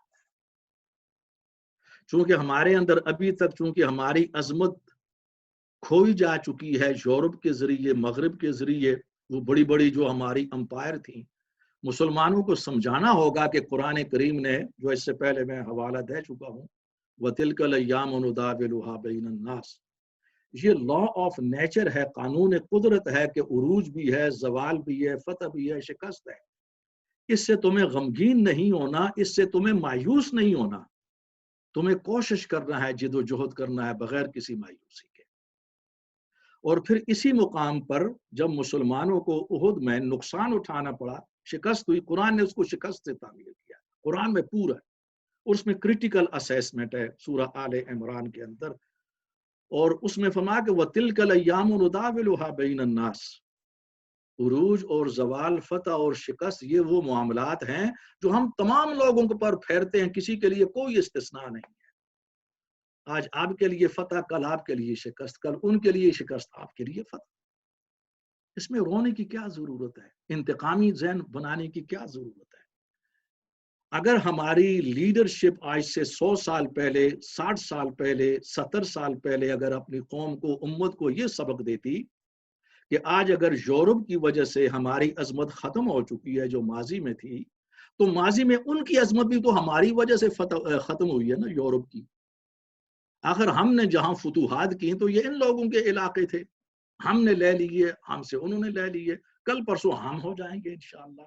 कुरान ये कहता है कि इसमें मायूस होने की, परेशान होने की कोई जरूरत नहीं है। हकीकत पसंदाना रवैया, अपनी कमियों को दूर करना और खूबियों को अपनाना, खुद एहतिसाबी, अभी तक ये अमल हमारे यहाँ शुरू ना हो सका। हम अपने आप को मासूम समझते हैं, मजलूम समझते हैं, और सारा इल्जाम मगरिब पर लगा रहे हैं। ये जो बात मैं कर रहा हूँ बड़ी मुश्किल है, आम मुसलमानों में इसको करना बहुत ही मुश्किल है, लेकिन हमें उस वक्त खुशी होती है जब इस्लाम पर, पैगंबर इस्लाम पर, मुसलमानों पर इंतहाई घटिया लिटरेचर था, इल्जामात थे, तकरीरें थी मगरब में, और एक मुसलमान भी यहाँ पर नहीं, या वहां कार्लाइल जैसे और इन जैसे लोग उठे कि जिन्होंने वकालत की। ان کے لیے بڑا مشکل مرحلہ تھا، گالیاں کھائیں، نفرتیں کی. تو ہم تو لوگ صاحب ایمان ہیں، ہمارا زیادہ فرض ہے کہ ہم اپنے لوگوں کو سمجھائیں کہ جس کی طرف وہ نہیں آ رہے. دوسری اس اصلاحی اقدامات میں جو دوسرا اقدام ہے کہ وہ مسلمانوں کو جو وقت کا چیلنج ہے اس کا احساس دلایا جائے اور جو صحیح پلاننگ ہے اس کی طرف مائل کیا جائے. چیلنج کے اندر یہ ہے کہ اس وقت ہم پیچھے رہ گئے ہیں علم میں، ہم آگے بڑھیں. چیلنج کے اندر یہ ہے کہ ہمارے خلاف نفرتیں ہیں، ہم انہیں دور کریں اور قرآن ہمارے پاس ہے. بہت بڑی دولت ہے. اس کے ذریعے قرآن کریم کے اندر آپ کو معلوم ہے کہ جہاد کبیر، عظیم جہاد کسے کہا جاتا ہے. میں نے اپنے اسٹوڈنٹ سے بھی اور دوستوں سے بھی سوال کیا تھا کہ قرآن نے ایک جہاد کو جہاد عظیم، جہاد کبیر قرار دیا ہے. تو انہوں نے کہا جی کہ میدان جنگ کے اندر جہاد صحیح ہو، یہ کہا جہاد صحیح ہو، کیونکہ جہاد کا صحیح ہو نظریہ کہیں بھی، صحیح جہاد کہیں بھی نہیں ہے. یہ بات آپ ذہن میں رکھیں. صحیح جہاد ہو اسلامی اور ایک آدمی آگے فرنٹ لائن پر ہو، یہ سب سے بڑا جہاد ہوگا. ان کے ذہن میں بدر اور احد اور اس قسم کے جو جہاد ہے ٹھیک ہے، مگر جہاد کبیر قرآن نے اس کو نہیں کہا ہے. فار یور سرپرائز، آپ کی حیرت کے لیے، وَجَاهِدْهُمْ بِهِ جِهَادًا كَبِيرًا، سورہ الفرقان کے اندر ہے 19ویں سپارے میں. حضور علیہ السلام کو فرمایا گیا کہ قرآن کے ذریعے عظیم جہاد کبیر برپا کریں، یعنی قرآن کی دعوت کو تمام انسانیت تک پہنچائیں. یہ رحمت ہے، سب سے بڑا جہاد یہ ہے. تو کیا مسلمانوں سے پوچھا جائے کتنے مسلمانوں کو معلوم ہے آج کے قرآن کے ذریعے جہاد کرنا سب سے بڑا جہاد یہ ہے، اسلامی دعوت؟ کتنے لوگ اس کو سمجھتے ہیں آج مسلمانوں میں سے؟ تو اس لیے یہ دوسرے اصلاحی اقدامات ہیں کہ چیلنج کا احساس دلایا جائے، ان کو پلاننگ دی جائے اور قرآنی دعوت کی طرف لایا جائے. تیسرا جو اقدام ہم کر سکتے ہیں مسلمانوں کی بہتری کے لیے، وہ ان کے اندر جذبہ قدردانی پیدا کیا جائے. یہ جو لیک آف اپریشیشن ہے نا، ہر چیز کو نگیٹ کرنا، سازش قرار دینا، کوئی اپریشیشن نہیں ہے، پھر ہم یہاں پر رہنے کو ترجیح بھی دیتے ہیں، یہاں پر ہم خوش بھی ہیں ہر لحاظ سے اس ملک میں، ہاں جی، بلکہ ہمارے بس میں تو ہم اپنے مردوں کو بھی یہاں پر لا سکیں جو دفن ہو چکے ہیں قبروں میں. ہاں جی. بہرحال کچھ لوگ آپ دیکھیں نا، آپ اپریشیشن کریں، آپ کا فرض ہے، آپ رحمت بنیں. حضور کی تعلیمات ہیں، اس طرف لایا جائے. اور آخری بات تو یہ ہے، وہ یہ ہے کہ مسلمان آپس میں متحد ہوں قرآن کے اصولوں پر. جو 6 اصول ہیں، اصول عقیدہ اور ایمان ہے، پہلے بیان ہو چکے ہیں. اور جو ہمارے درمیان اختلافات ہیں ان کے متعلق حقیقت پسندی کا رویہ اختیار کیا جائے. یہ بہت ضروری ہے. یہاں پر میں یہ نہیں کہوں گا کہ اختلافات کو ختم کیا جائے، یہ غیر فطری ہے، ان نیچرل ہے، اس لیے لوگ اس کی طرف نہیں آتے. اختلافات کیسے ختم ہوں گے؟ یہ ویسی ہی بات ہے، یہ ان نیچرل بھی ہے، غلط بھی ہے. اختلافات کو ختم کرنا، دور کرنا اگرچہ اچھا جملہ ہے، اس کو اس لحاظ سے غلط نہیں کہا جا سکتا، لیکن پرنسپلی غلط ہے.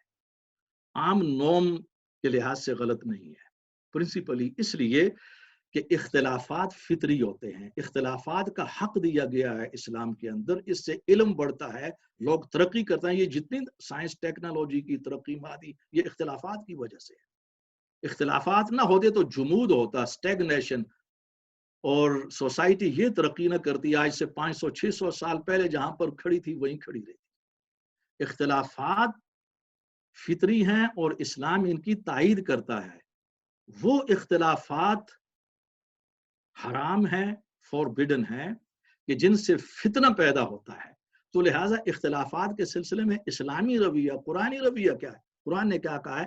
حقیقت پسندی، ڈائیلاگ، آپس میں ڈائیلاگ کریں، غلط فہمی پیدا ہو جائے، اور یہ کوشش کریں کہ اختلافات کا لیول کیا ہے حقیقت.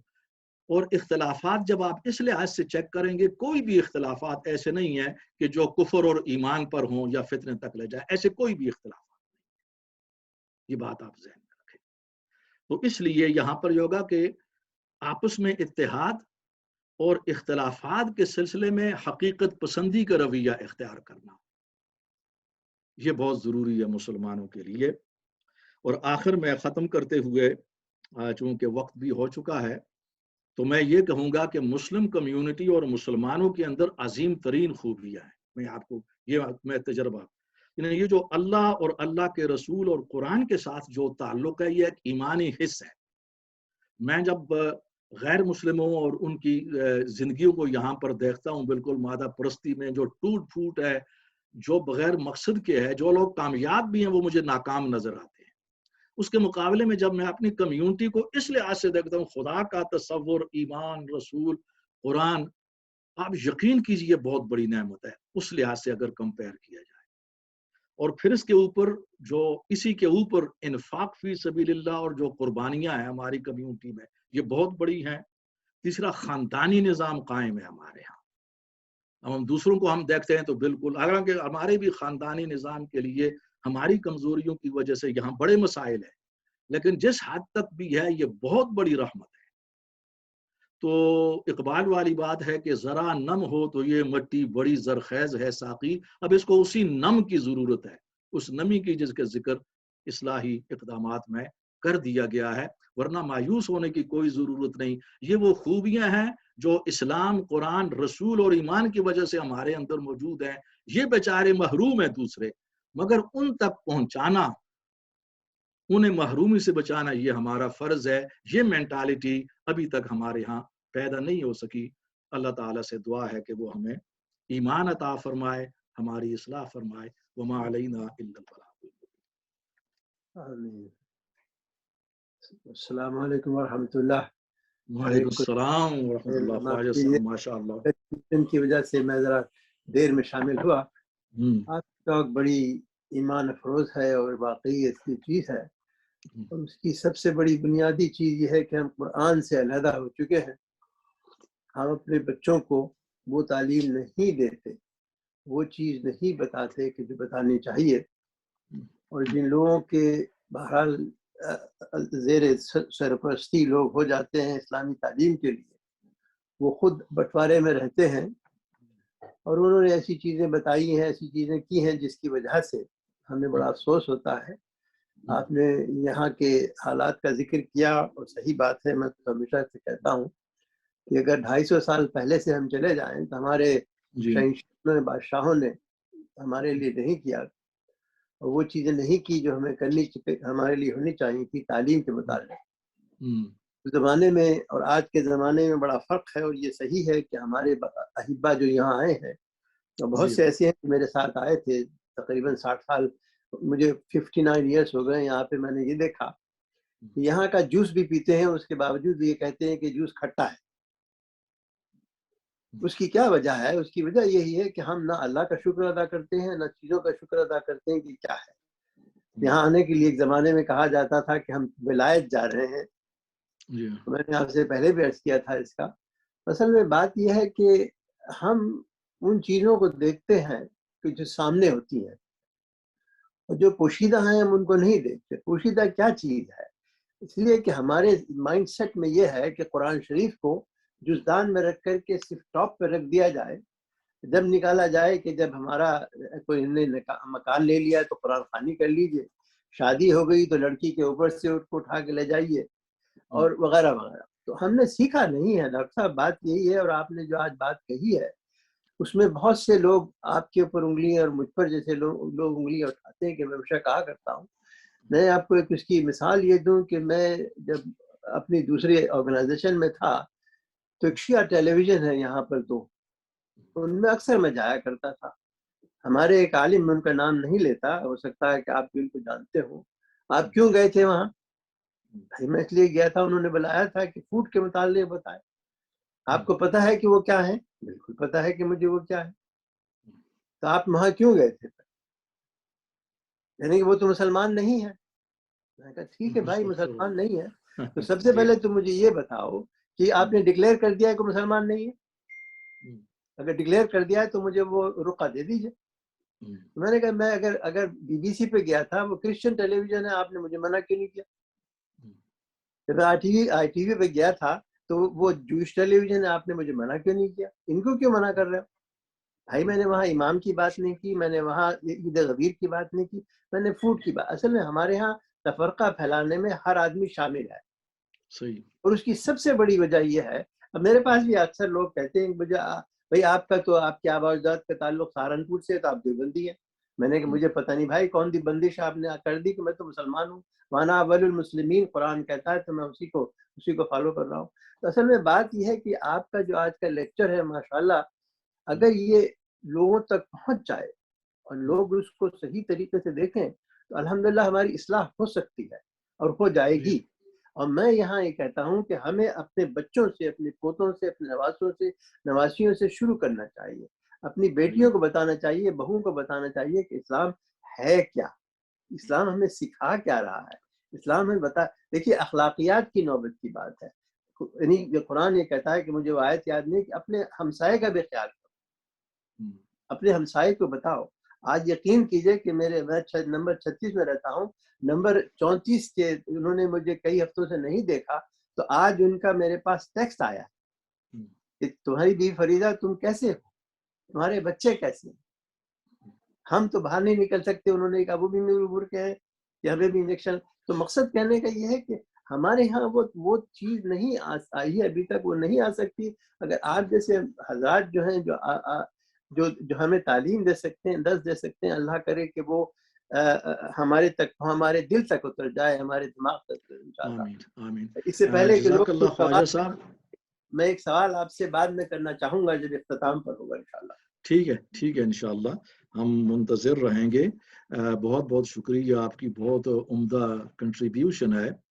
وہ جو ابھی وہ شیعہ کے حوالے سے آپ نے بات کی ہے تو مجھے اچانک وہ وائرل وہ ویڈیو یاد آ گئی جس میں ایک ہائی لیول اسپوکس وومن ہے امریکن، اور وہ سی آئی اے کے کسی بیہاف پر کسی پروجیکٹ کا وہ ایسے تھی، وہ اپنا تعارف کرواتی ہوئی، یہ اب بھی کہیں میرے پاس ریکارڈ میں ہے. تو اس نے بتایا تھا کہ ہم نے ہماری سی آئی اے کی اسٹریٹجی یہ تھی اور اس کے لیے بہت بڑی رقوم مختص کی گئیں کہ ویسے ہم عراق کے اندر کامیاب نہیں ہو سکتے، اس کے اندر ایک ہی شکل یہ ہے کہ سنی اور شیعہ فسادات کروائے جائیں. اس کے لیے ہم نے رقمیں دیں اور دونوں طرف، اور جب ہڈی منہ میں چلی جاتی ہے نا بڑی رقم، کیونکہ پیسے کے اندر بڑی اٹریکشن ہوتی ہے، تو اس کے اندر پھر لوگ آگے بڑھتے ہیں کام کرنے کے لیے. غربت ہے، اور نیچے جو لوگ ہوتے ہیں بیچارے سادہ، وہ سمجھتے ہیں کہ بڑا کفر اور اسلام کی کوئی لڑائی ہے، کوئی حقیقتاً مسئلہ ہوتا ہے،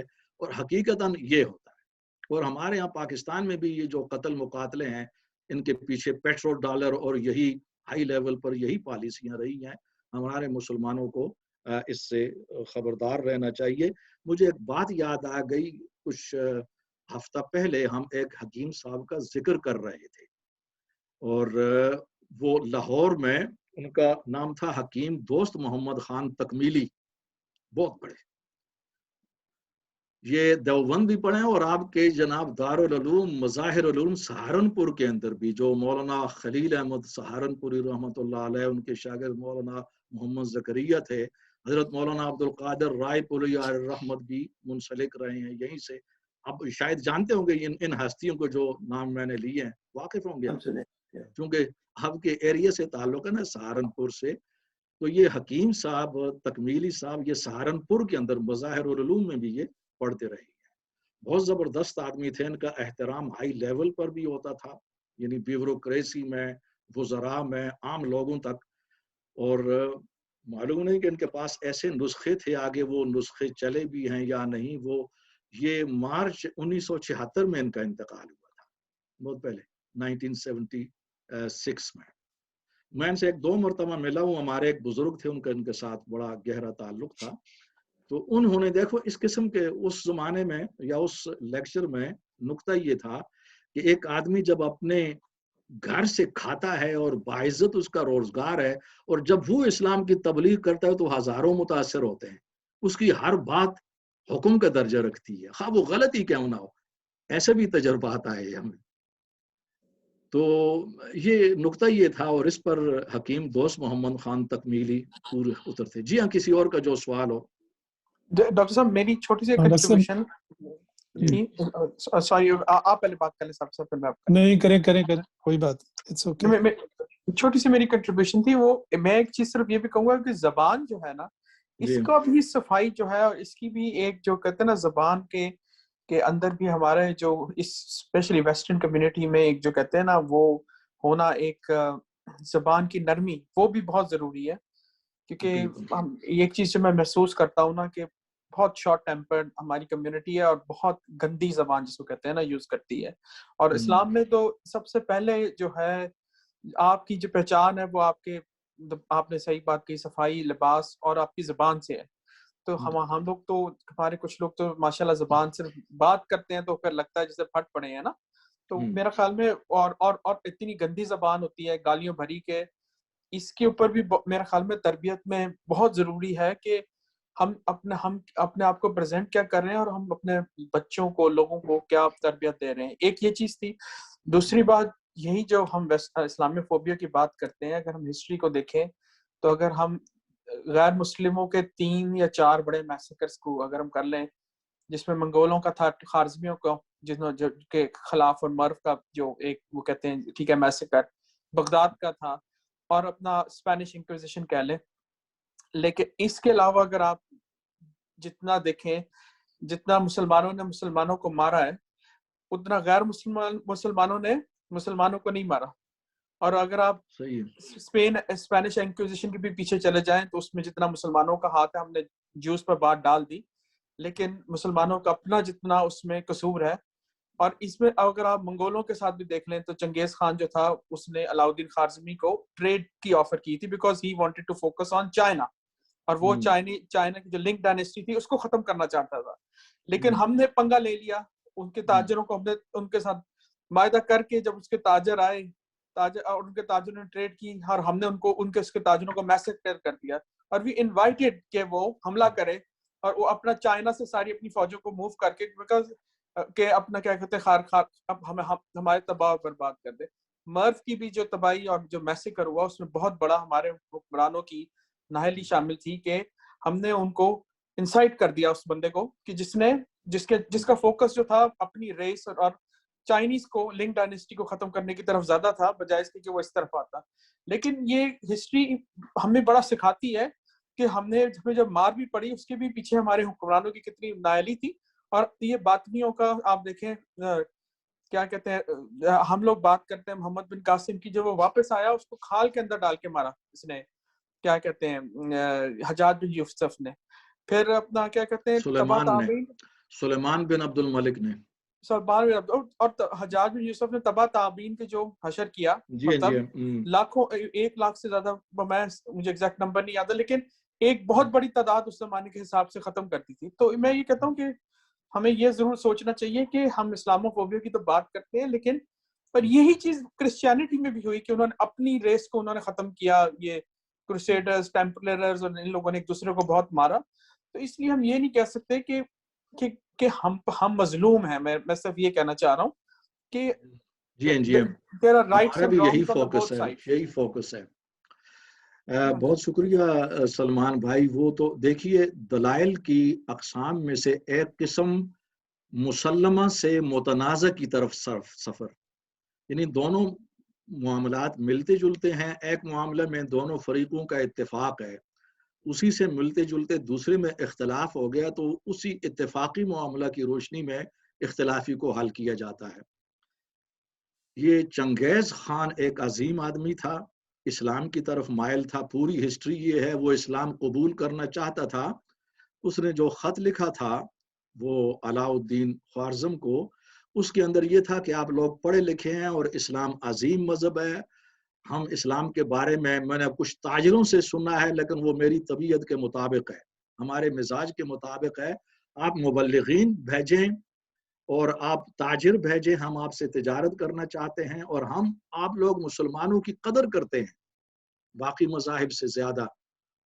اس کا صلہ جو انہوں نے دیا وہ ابھی آپ نے بیان کر دیا، اس لیے اس کو بیان کرنے کی ضرورت نہیں. لیکن نقطہ یہ ہے، یہ مسلمہ ہے، اس پر تمام اسلامی فرقے، جتنے بھی مسلمان فرقے جماعتیں ہیں، اس پر متفق ہیں، کسی کا بھی اختلاف نہیں ہے. لیکن آپ دیکھیں کہ جو غلطی اس وقت خوارزم سے ہوئی وہی غلطی آج ہمارے تمام حکمران کر رہے ہیں پچھلے 80-90 سال سے، وہی غلطی ہمارے علماء کر رہی، ہماری حکومتیں سب ہیں. یہاں پر ہم کنفیوز ہیں چنگیز خان کی حد تک ہم متفق ہیں. بنگلہ دیش جب بنا وہاں پر غلطی ہوئی, وہاں پر ہمارا اتفاق ہے. اسی غلطی کو آج ہم دوہرا رہے ہیں, ہم احساس نہیں کر رہے. یہ ہے احساس, اس کو کہتے ہیں خود احتسابی. ہمیں خوشی ہے ہمارے محترم بھائی راجہ بابر صاحب اس وقت مجھے نظر آ رہے ہیں. مجھے معلوم نہیں کہ انہوں نے آغاز ہی میں اس سفر میں ہمارے ساتھ شریک ہوئے یا درمیان میں. بہرحال جو بھی ہو, ہم خوش آمدید کہتے ہیں. یہ ہمارے you K U K Islamic mission Midland zone کے امیر ہیں, ناظم ہیں. بہرحال جی ویلکم, خوش آمدید آپ کو. اللہ تعالیٰ آپ کو خوش رکھے اور اپنی امان میں رکھے. اور سب ایک سجیسٹن ہے, میں یہ سوچ رہا تھا کہ ہم کوئی پریکٹیکل قدم اٹھائیں جس سے کچھ دین کی خدمت ہو. مثلاً یہاں پہ ہماری ایک انٹرفیتھ گروپ جو ہے صالح کا, اس کی کمیٹی پہ میں بھی ہوں, جس میں یہودی ہیں, جس میں بھائی کمیونٹی کا بھی بندہ ہے, ہندو ہیں, سکھ ہیں, اس طرح کے لوگ ہیں. میں یہ سوچ رہا تھا کہ اگر ہمارا یہ جو درس ہوتا ہے اس کو تھوڑا سا ہم ایکسپینڈ کیا کریں مہینے میں ایک دفعہ, کہ اس میں باقی کمیونٹی کے لوگ جو ہیں ان کو انوائٹ کیا کریں, اور ٹاپک کوئی ایسا ہونا چاہیے جو کہ جنرل ہو, بجائے اس کے کہ ہم جو اسپیسیفک ٹاپکس کرتے ہیں. ایسی جگہ پہ ہونا چاہیے جہاں پہ ہم ان کی چائے پانی سے توازے بھی کر سکیں, اور ان کے جو کویسچنز ان کے جو کویسچنز ہیں وہ بھی ہم آنسر کر سکیں. تو آر یو فور اٹ؟ اگر ایسی بات ہے تو انشاءاللہ یہ آرگنائز ہو سکتا ہے. میرا تو پروفیشن ہی یہی ہے, میں تو اسی کے لیے وقف ہوں. اس سلسلے میں میرے سامنے ایک تجویز تھی, اور مسعود خواجہ صاحب اور ہمارے دوسرے دوست بھی آپ بھی ہیں. مسعود خواجہ صاحب کا نام میں اس لیے لے رہا ہوں کہ یہ بڑے انرجیٹک آدمی ہیں. انہوں نے یعنی جو کام کیے ہیں, میرے سامنے جو پلاننگ ہے میں ظاہر کرنا چاہتا تھا, یہ آپ نے اچھی بات. اس کا خلاصہ یہ ہے کہ جو یہاں پر ہم ڈسکس کرتے ہیں مثلا اسلام کے بارے میں جو غلط فہمی ہے, ہمارے اچھے دوستوں کے اندر بھی موجود ہے جو غیر مسلم ہے. تو اسی قسم کا لیکچر ایک جرنل انداز میں, وہ جب وہاں جائیں گے تو وہ ہم انگلش میں کریں گے اسے. تو اس میں آپ سب لوگ شریک ہوں, وہ بھی شریک ہوں. ایک یہ تو اس کا پہلا سٹیپ ہوگا انشاءاللہ, لیکن اس کو ہم ایکسپینڈ کریں گے. خواجہ صاحب اگر پوری توجہ کے ساتھ سن رہے ہیں ماشاءاللہ, باقی آپ بھی ہیں, کہ اگلا ہمارا سٹیپ یہ ہے کہ جس طرح میری تھوڑی سی بات ہماری جو ایم پی ہیں, وہ لیڈی ہیں لیبر پارٹی کی, وہ جیس, ان کے ساتھ, کہ جو ہم نے پیپر مثلا تیار کیا تھا اس پر جو توہین رسالت کے حوالے سے, جی وہ the blasphemy of the prophet, اس میں جو صحیح اسلامی موقف ہے ابھی مغرب تک اس انداز میں, جس انداز میں ہم نے ڈسکس کیا ہے تھورولی, یہ نہیں. تو ان سے بھی ہم نے بات کی ہے. اس پیپر کو ہم دوبارہ تیار کر کے معیاری انگلش کی شکل میں اس کو پھر ایم پیز, یعنی وہ جیس ہے, دوسرے ایم پیز ہیں, آپ کی جو وہ انٹرفیتھ کمیونٹی ہے, اس قسم کے پیپرز کو پھیلایا جائے. اور اس کے علاوہ اور بھی کام ہیں, ان کو اس انداز میں پھیلایا جائے. اللہ تعالیٰ آپ کو اجر دے. صابر صاحب آپ نے وہ دل کی بات کی ہے, تو اس پر انشاءاللہ ہم پھر, ابھی تو سوال جواب کا سلسلہ ہے, یہ ٹیلی فون کے ذریعے کسی وقت ٹیلی فونک جو کانفرنس ہوتی ہے, میں اس کو کچھ حد و خال جو ہے نا وہ بنیادی طور پر تیار کرنے کے بعد خواجہ صاحب ہوں گے, آپ ہوں گے, سلمان بھائی ہیں, باقی حضرات ہیں, ہم پیش کریں گے انشاءاللہ. اصل میں اگر کسی اور کا سوال نہ ہو تو میں یہ عرض کروں کہ ہماری کمیونٹی میں جو تعصب ہے اس کو بھی دور کرنا چاہیے. دیکھیے تعصب کی بات یہ ہے کہ اگر میں اس کو آپ کو اس طرح بتاؤں کہ 2 جنریشن میں سے پہلے جو آدمی ٹرکش فیملی میں تھا وہ آج یہاں کا پرائم منسٹر ہے, ایک ہندو یہاں کا وزیر خزانہ ہے, ایک ہندو یہاں کے وزیر داخلہ ہے, ایک کردش جو ہے وہ یہاں پر آج کل آپ کا یہ جو ویکسینیشن ہے اس کا آپ کا وزیر ہے. تو یہاں اصل میں ہم لوگ جو سیکھتے نہیں ہیں کہ کیا چیز ہوتی ہے, یہ سارا اسلامی اس پر ہے. یعنی شروع کے اسلام کی ہسٹری اگر پڑھیں ہم تو اس میں کچھ ذاتیات نہیں تھی, اس میں علاقیات نہیں تھی, اس میں دینیات ہوتی تھی کہ اللہ نے کیا بتایا ہے، اخلاق کیا چیز ہوتی ہے. اصل میں ہمیں اس کو بھی جانا چاہیے. میں اپنی چیز آپ کو بتا دوں کہ 43 سال پہلے جب میری شادی ہوئی تھی، اور اس کے بعد جب لوگوں نے پوچھا تھا کہ اچھا آپ کو پٹھانی ملی، کیونکہ میں تو ہندوستان کا ہوا، تو یعنی میری بیگم چونکہ پشاور کی ہے، تو یعنی یہ تحسب اتنا ہے. اور جو میری خالہ ہیں، اللہ ان کی بخشش فرمائے، ان کا انتقال ہو گیا، وہ میری بیگم کے سامنے کہہ رہی ہے، بیٹھی ہوئی ہیں سامنے. تو ہمارے یہاں کا جو تعصب مائنڈ سیٹ ہے وہ بڑا برا ہے، اور اسی کو دور کرنا چاہیے. اسلام میں کوئی تعصب نہیں ہے. اور میں چھوٹی سی ایک بات کہوں گا کہ میں ایک انڈسٹری میں رہا ہوں جس میں میں نے بڑی ایولیوشن دیکھی ہے کنسٹرکشن انڈسٹری میں. جب سے 2003 سے میں نے جوائن کی ہے، کچھ ریسزم تھی لیکن کافی حد تک ریسزم جو ہے وہ ختم ہو چکی ہے. کچھ ہڈن ہوگی لیکن بہت حد تک ریسزم ختم ہو گئی ہے. اور اس وقت گورنمنٹ کی بھی اور لوگوں کمپنیز کی انٹینشن ہے کہ مطلب ایکوالٹی اینڈ ڈائیورسٹی. اور میں نے خود محسوس کیا ہے کہ 2003 اور اب میں کتنا فرق ہے.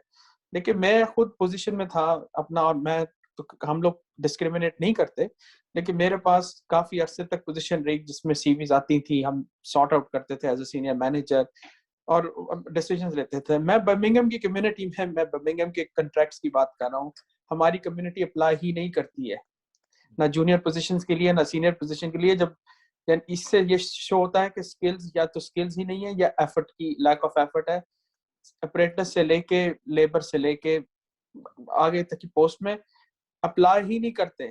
10 5 4 ہزار سی ویز دیکھی ہیں، کبھی اپلیکیشنز ہی نہیں آتی. جب اپلیکیشنز ہی نہیں آئیں گی، انٹرویو پہ کون بلائے گا اور ریکروٹ کون کرے گا؟ تو اس وقت حالات میں جو دیکھتا ہوں یہاں کے، اور پھر میں کہتا ہوں کہ پھر اس کے بعد جو ہے ہم لوگ مظلوم بن جاتے ہیں. مظلوم تو تب بنے کہ جب ہم کوئی ایفرٹ کریں، تعلیم میں کوئی ایفرٹ کریں، جاب کے لیے کوئی ایفرٹ کریں، اسکلز کو بڑھانے کے لیے کوئی ایفرٹ بنے. لیکن ایک مظلومیت کا جو کہتے ہیں نا، ہم نے ایک چادر اوڑھی ہوئی ہے. کوئی آپ کو گھر آ کے تو نہیں نوکری آفر کرے گا نا اور کہے گا کہ چلو اور کام کرو ہمارے ساتھ جا کے، مطلب جب تک آپ کوئی ہاتھ پاؤں نہیں ماریں گے. تو اس لیے، اور یہ جو چیزیں میں تو خود اپنا میرا تو خود یہ مشاہدہ ہے کہ میں نے کتنی سی ویز دیکھی ہوں. اب میں ایک سٹی میں بیٹھا ہوں جس کی 40% پاپولیشن ایتھنک ہے، لیکن ہماری کمیونٹی سے سی ویز ہی نہیں آتی، مطلب اپلائی ہی نہیں کرتے بچے. تو اس لیے میں یہی کہتا ہوں کہ reality, there is a difference between realism and مطلب کیا کہتے ہیں، فینٹیسی. اور ہم لوگوں کو بہت ضرورت ہے ہمیں اپنی کمیونٹی کو گرو کرنے کی بہت سے فرنٹس پر اس حساب سے. لیکن یہ تو میری ایک مثال ہے، بہت سے آپ کو باقی لوگ بھی یہی بتائیں گے کہ بس ہم مظلوم بن جاتے ہیں. اب ہم لوگ لیکن ایجوکیشن میں بھی پیچھے ہیں، پھر ایفرٹ نہیں نا. چلیں ایجوکیشن میں آپ پیچھے ہیں تو چلیں کوئی اپرینٹسشپ کے پروگرامس میں کو جوائن کر لیں، کوئی لیبر بن جائیں، کوئی کچھ بن جائیں. ایزی منی کے چکروں میں یا ڈرگس کے اندر چلے جائیں گے، لیکن جابز وغیرہ اس طرف نہیں جانے پر انٹرسٹڈ ہوں گے. تو پھر کس طرح آگے بڑھیں گے؟ بہت بڑا چیلنج ہے. آپ کی جو بات ہے یہ آئی اوپننگ ہے، آنکھیں کھولنے کے لیے کافی ہے آپ کا یہ تجربہ ہے. اور اس کے علاوہ ہمارے اور دوست بھی ہیں، اور یہ چیزیں شائع بھی ہوتی ہے یہاں پر. جو بات آپ نے کی ہے تو ہماری کمیونٹی اور ہمارے علماء سب کے لیے یہ چیلنج ہے کہ یہ ہم لوگ اپنا رویہ درست کریں، بجائے اس کے کہ ہم سازشی تھیوری کے اندر ہی ساری عمر گزار دیں، جو ہمیں زیادہ سے زیادہ پسماندہ ہی بنا رہی ہے، آگے بڑھنے سے روک رہی ہے. ہم آگے بڑھیں، اور اس کے لیے جو ہے ہمارے بھائی بابر سلیم صاحب، راجہ بابر صاحب اگر ذرا ظاہر ہو سکیں اپنے اس سسٹم حجاب کو توڑتے ہوئے تو ہمیں خوشی ہوگی. جی نہیں، السلام علیکم ورحمۃ اللہ. وعلیکم السلام، ویلکم جی، خوش آمدید. الحمدللہ میں سن رہا ہوں، فرسٹ ٹائم میں شامل ہوا ہوں اس گروپ کے آپ اندر. شروع میں سے تھے یا بعد میں آئے؟ نہیں، ہماری ایک اور میٹنگ تھی تو میں تقریباً کوئی 20 منٹ لیٹ آیا ہوں، آپ کو جوائن کیا. لیکن ماشاءاللہ جو سبجیکٹ ڈاکٹر صاحب نے ٹچ کیے ہیں، ہمیشہ کی طرح ڈاکٹر صاحب کے جو سبجیکٹ ہوتے ہیں ویری یونیک ہوتے ہیں. اور میں اس لیے کوشش کرتا ہوں کہ ڈاکٹر صاحب کا کہیں بھی پروگرام ہو رہا ہو تو میری کوشش ہوتی ہے کہ میں جا کے اس کو اٹینڈ کروں. پچھلے کافی عرصے سے ہم ڈاکٹر صاحب سے استفادہ نہیں کر پا رہے ہیں. عام طور پہ تو ہم ان سے مختلف برانچز اور مساجد کے اندر کام لیتے رہتے ہیں، لیکن کیونکہ ان کی صحت کی وجہ سے اور آج کل کووڈ کے خطرے کی وجہ سے ان سے ہم دوری پہ ہیں، ان سے ہماری آج کل ملاقات بہت کم ہوتی ہے، ان سے کم استفادہ لے رہے ہیں، انشاءاللہ دور ہو جائے گی انشاءاللہ۔ تو بڑی یوزفل چیزیں تھیں، بڑے یوزفل پوائنٹس ہیں ڈاکٹر صاحب نے جو 5 بتائے ہیں، میں سمجھتا ہوں یہ بڑی اہم آج کی ضرورت ہے اور اس پہ بات ہونی چاہیے۔ اور انشاءاللہ جو کلیننس کے حوالے سے آپ نے جو بات کی ڈاکٹر صاحب نے، یہ ایک بہت بڑی ایک نیگیٹو چیز ہے جو ہماری کمیونٹی کے ساتھ اٹیچ ہو رہی ہے، اور اس کے لیے ابھی پچھلے دنوں میں میرے خیال ہے ایک آرگنائزیشن بھی بنی ہے اور وہ اس پہ کام کر رہے ہیں، بلکہ انہوں نے پچھلے ہفتے مجھ سے رابطہ بھی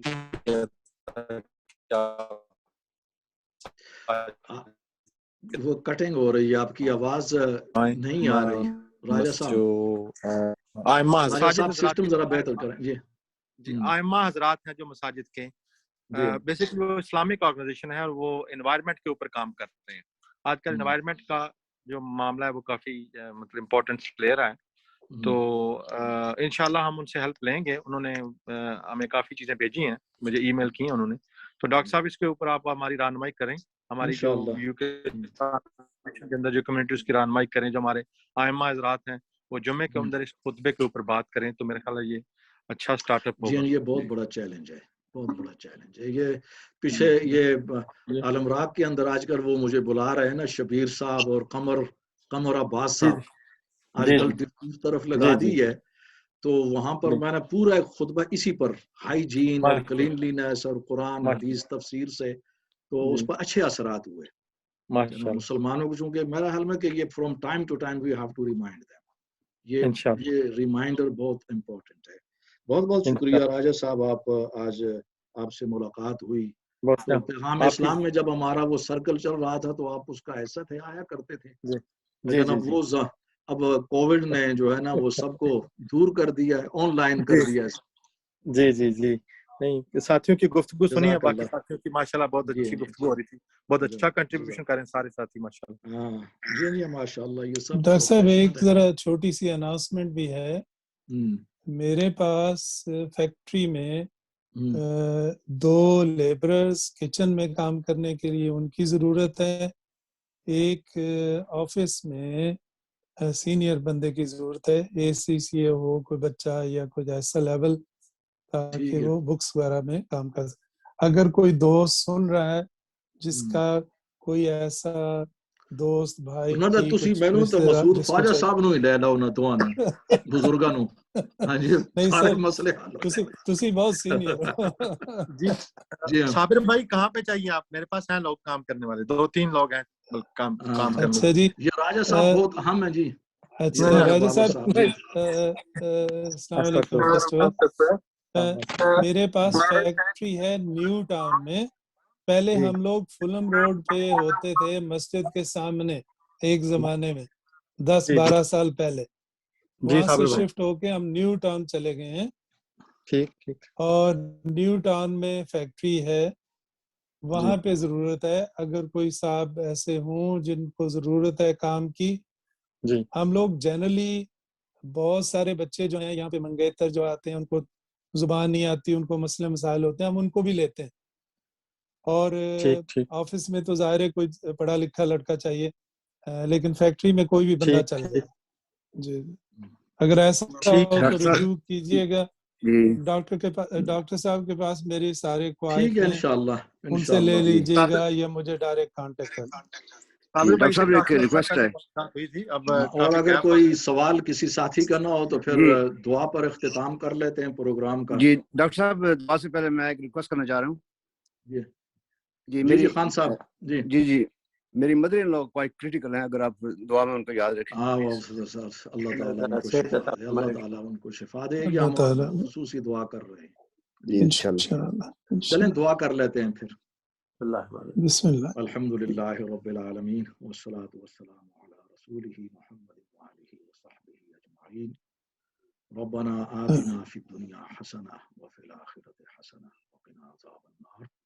اللہم ارفع عنا البلاء والوباء خاصۃ کرونا انک انت السمیع العلیم۔ آمین۔ یا اللہ اس وبا کو تو ہی اٹھانے والا ہے، ہم سے اٹھا لے۔